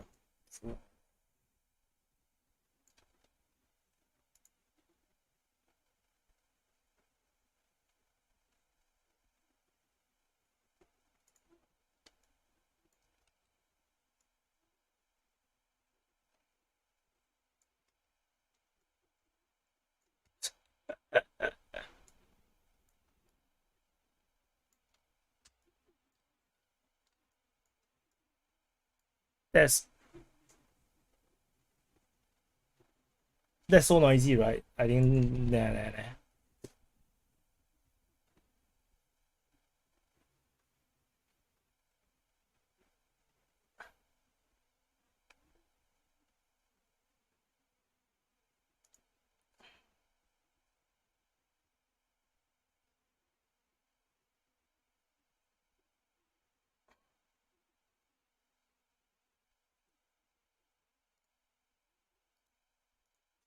Or maybe this one. Maybe this one.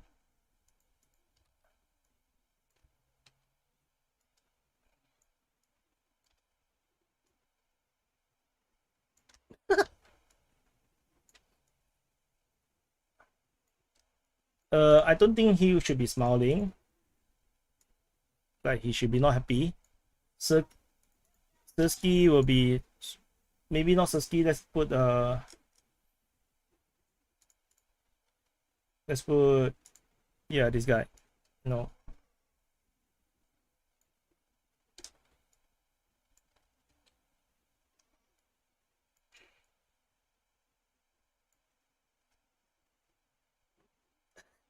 Yeah, the explosion is very out of place. I don't let's not have explosion. Actual town of the village of the town could do the trick.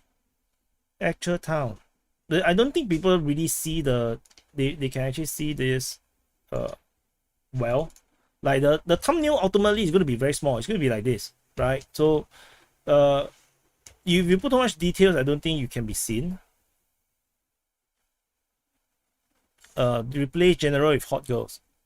Like seriously, hot girls. Okay, I need to generate the hot girl with AI, you know. But seriously, you really want me to put an unrelated girl there? I think it's bad, right?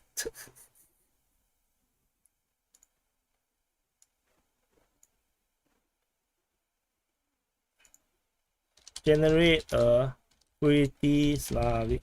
So yeah.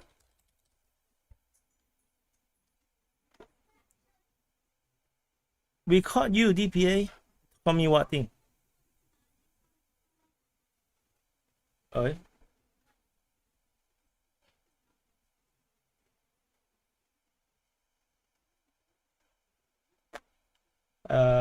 That's bad.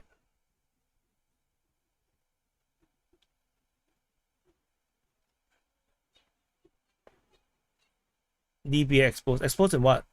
Exposed about what? Don't even know what you're talking about. Like like what? They put one pretty girl like that. Ta-da!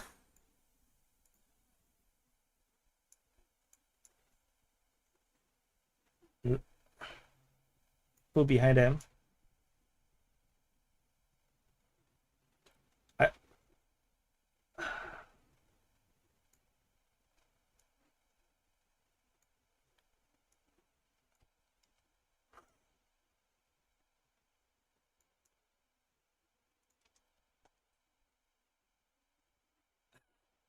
the reality is once you do this thing, people wouldn't take your report seriously.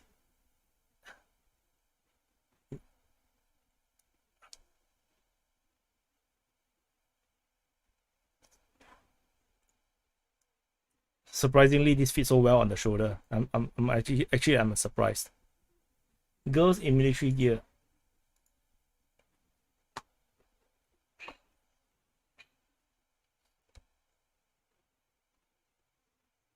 Uh,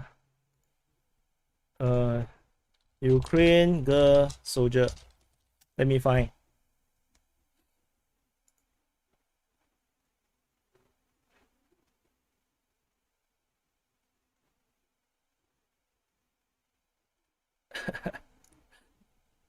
There's so many to choose.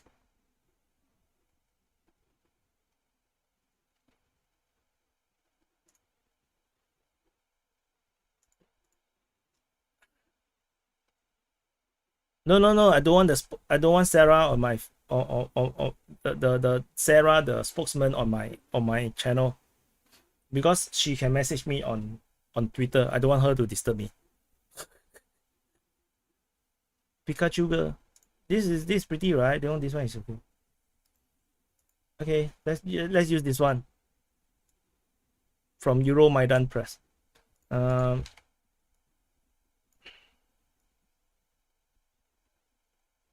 gotta crop her out.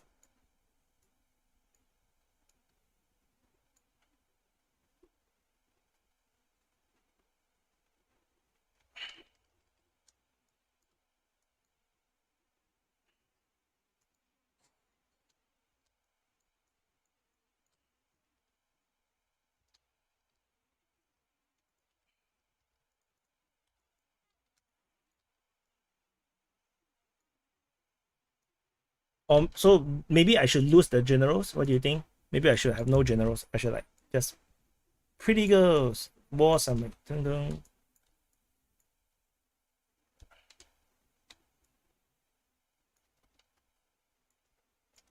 And then okay, maybe this, and then I need to use AI to improve the face because the face is a bit blur. So we are heading straight to hell. Like we are now heading straight to hell because we are just going to be like, you know, entirely clickbaitish.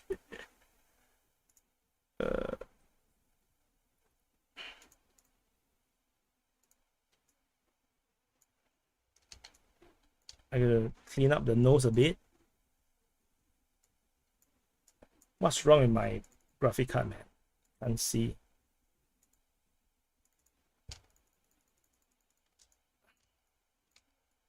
I need to give her the shadow.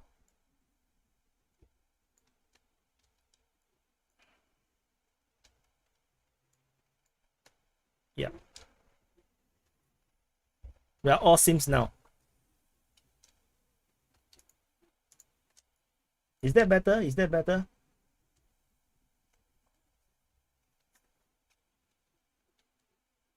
Is this a better thumbnail already?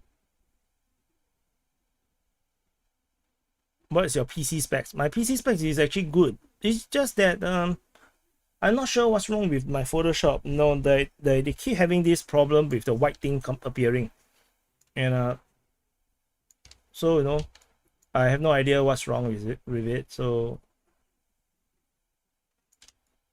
wow, I see. Are you jealous? I get to touch her neck.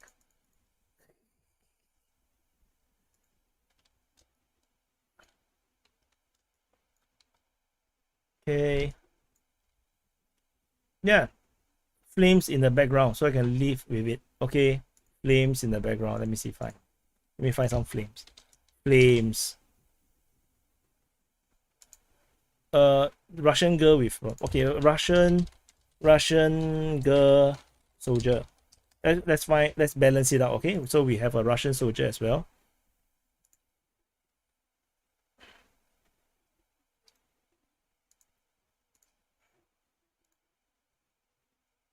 I just worry that later I get like copyright strike.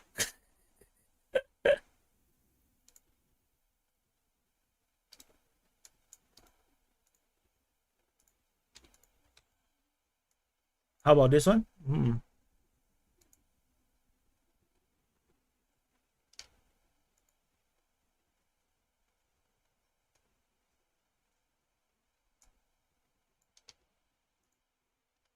Oops.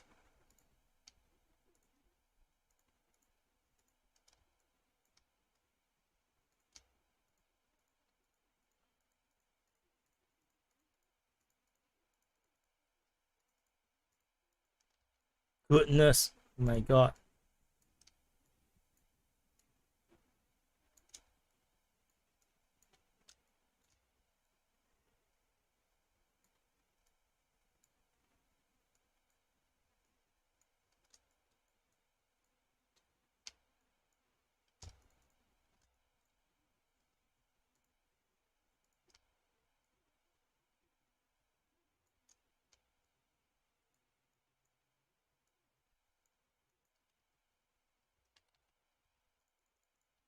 Okay.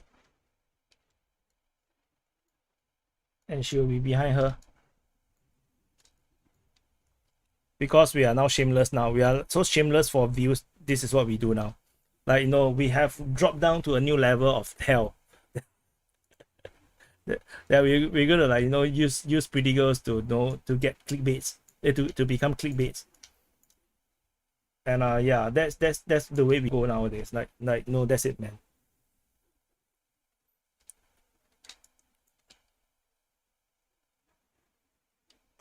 No swastikas, no Russian girl. Maybe the next video, the next SITREP, I know, put the Russian girl in front.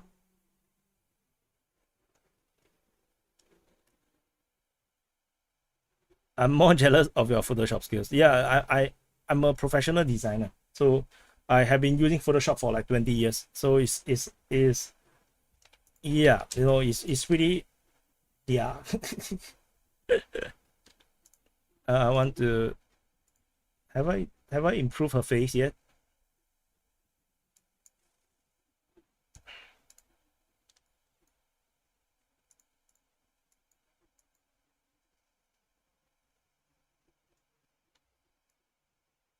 Yep. Done. Someone mentioned about fire, right? I need to add fire. Fire.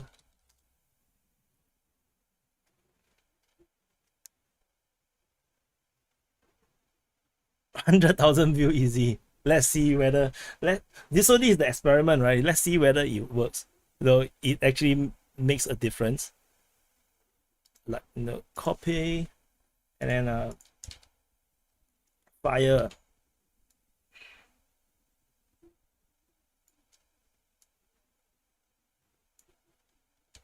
Yeah. Move the DPA logo to the top and move the text down and make the day yellow. Actually, no. Maybe. Okay, let me see.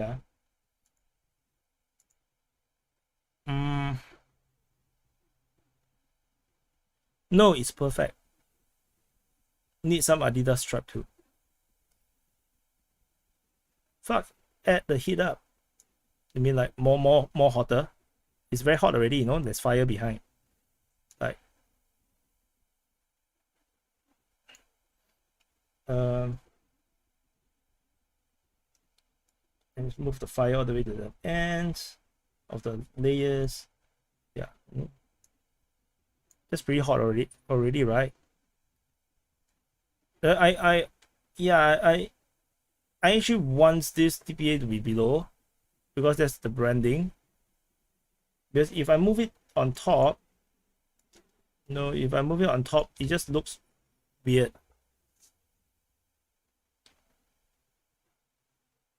Need more background for the fire.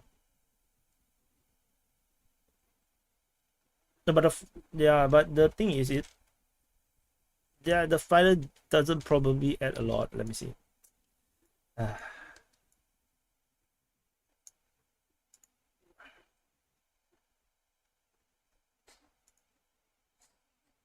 How about this? How about this?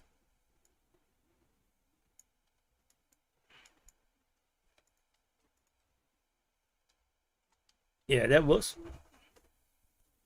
So there's a lot of fire now. No, there's a lot of fire.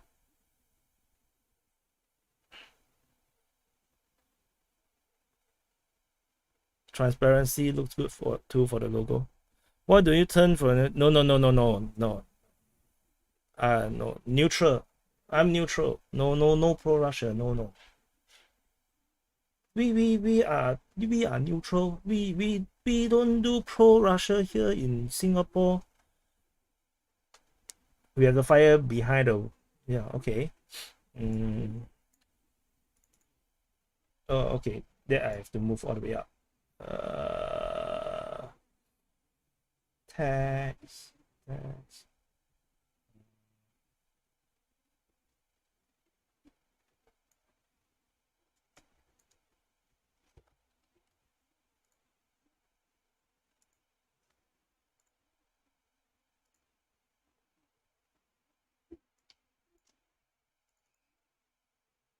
Like this.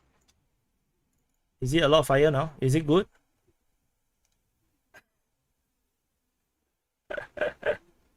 Has a big 30 in his pocket. What is a big 30? Is that a D30 in your pocket? What D30? It's looking good now.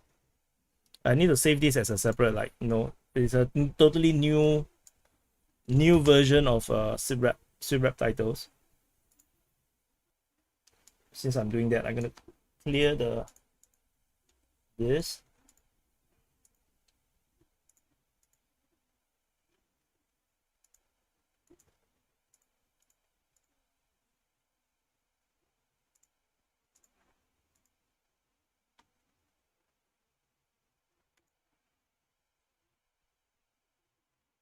Can you find a better looking Ukrainian woman like that?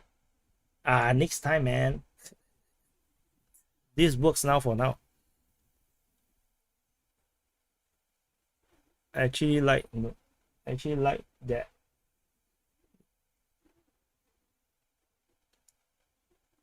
Or DPA on top. Then we drop the entire Defense Politics Asia logo. Shall we drop the logo? But that seems like a huge change. Where's my DPA logo?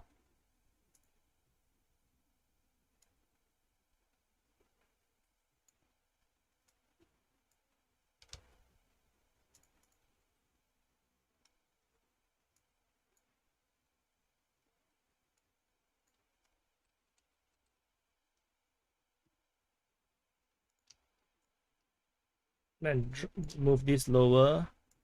The fire, this one will have to also change.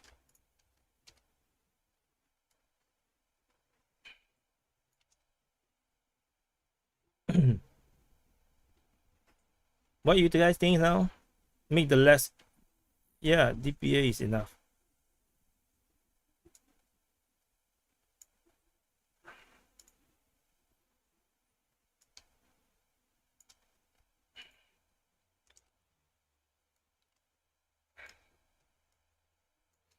My worry is I scared what people do not know what is DPA.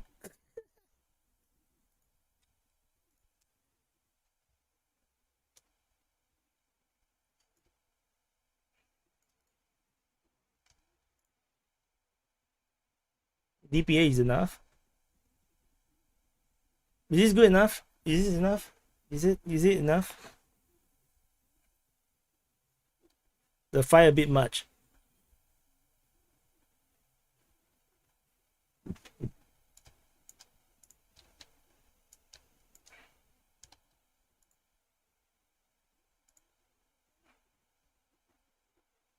Wait, I need to lock this.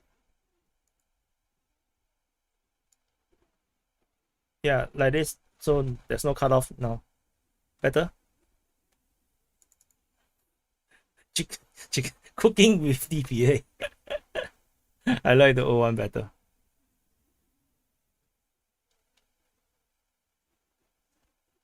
Take Hawaii under Asian control. Yeah, it's easier said than done, man. Maybe that's enough. Look a bit much on her neck. But that's what you guys asked, right? No, have fire on her. Okay. So no fire? Fire? No fire?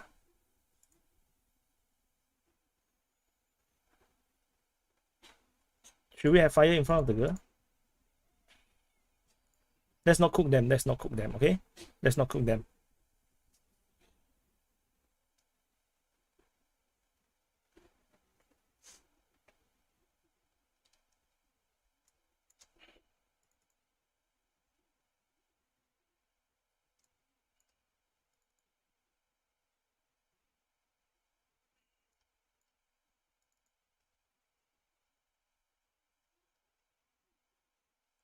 Fire Uncle sent the wrong message. Yeah.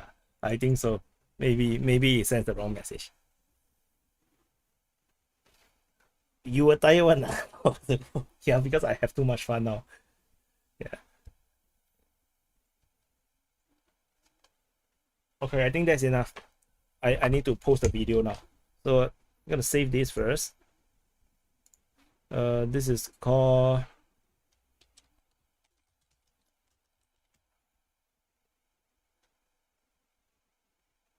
okay.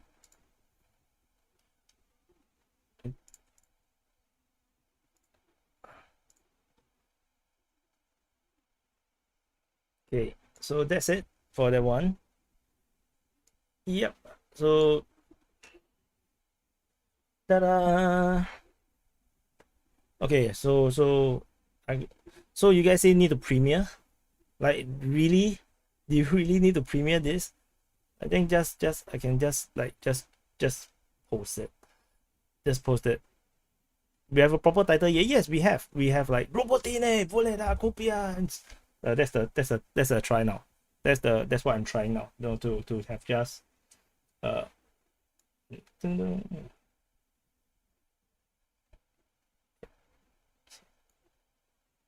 so that's the title now. Try another stream. So I'm gonna publish because it's getting late. So let's publish this.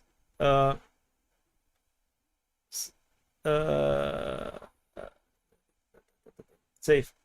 Okay, it's published now on the DPA War channel. So you guys thank you everyone for helping to design and to create this new SITREP. Let's hope our effort works, because I have no idea whether it works or not. Yeah. So yeah, so guess who will be the first to comment?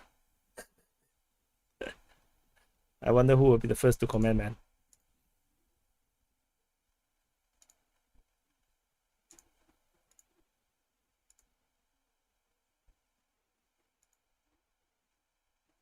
Oh, we have one comment already. Matsui. Mansui is always one of the earlier ones.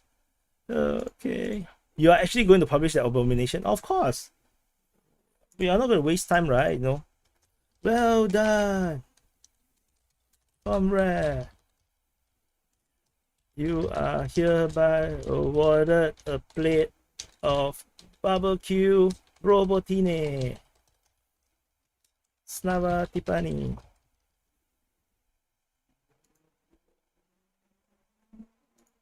Have a pin? Yeah. Will there be open mic tonight? Yes, there will be open mic tonight. So maybe I'm going to eat dinner first, have some rest first. Yeah. It's up now. Yes, Steve is up now. For We Are One People, a single who live stream. Yeah, I hope you guys have fun. Yeah, because yeah, because we really need to change things around. But you know, so it's like, yeah, I need people's advice from you guys. You know, that comment. Yeah. Yeah, barbecue robotine is actually it's quite dark. I didn't expect it to be so dark. I wasn't really thinking. No. So yeah. So let's see how the video does. No, I have no idea how good the video will be. You know, so let's go to the beach at Berdians, and that's not Berdians, wrong. Berdians is here. So let's go to Berdians, have some look at the sea view. And no, have some great. Oh my god, we're still so far away from the sea. That didn't expect that. Okay, I'm still. Ukraine is damn huge, you know. It's a huge place. Okay, let's choose one of this.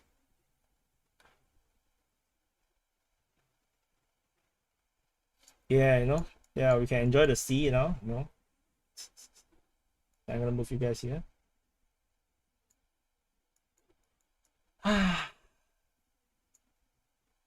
So you know, thank you guys. You know, so we can enjoy the sea, the beach at Berdiansk region, and this is where Ukraine trying to reach. Yeah, nice beach actually. It looks like a nice beach.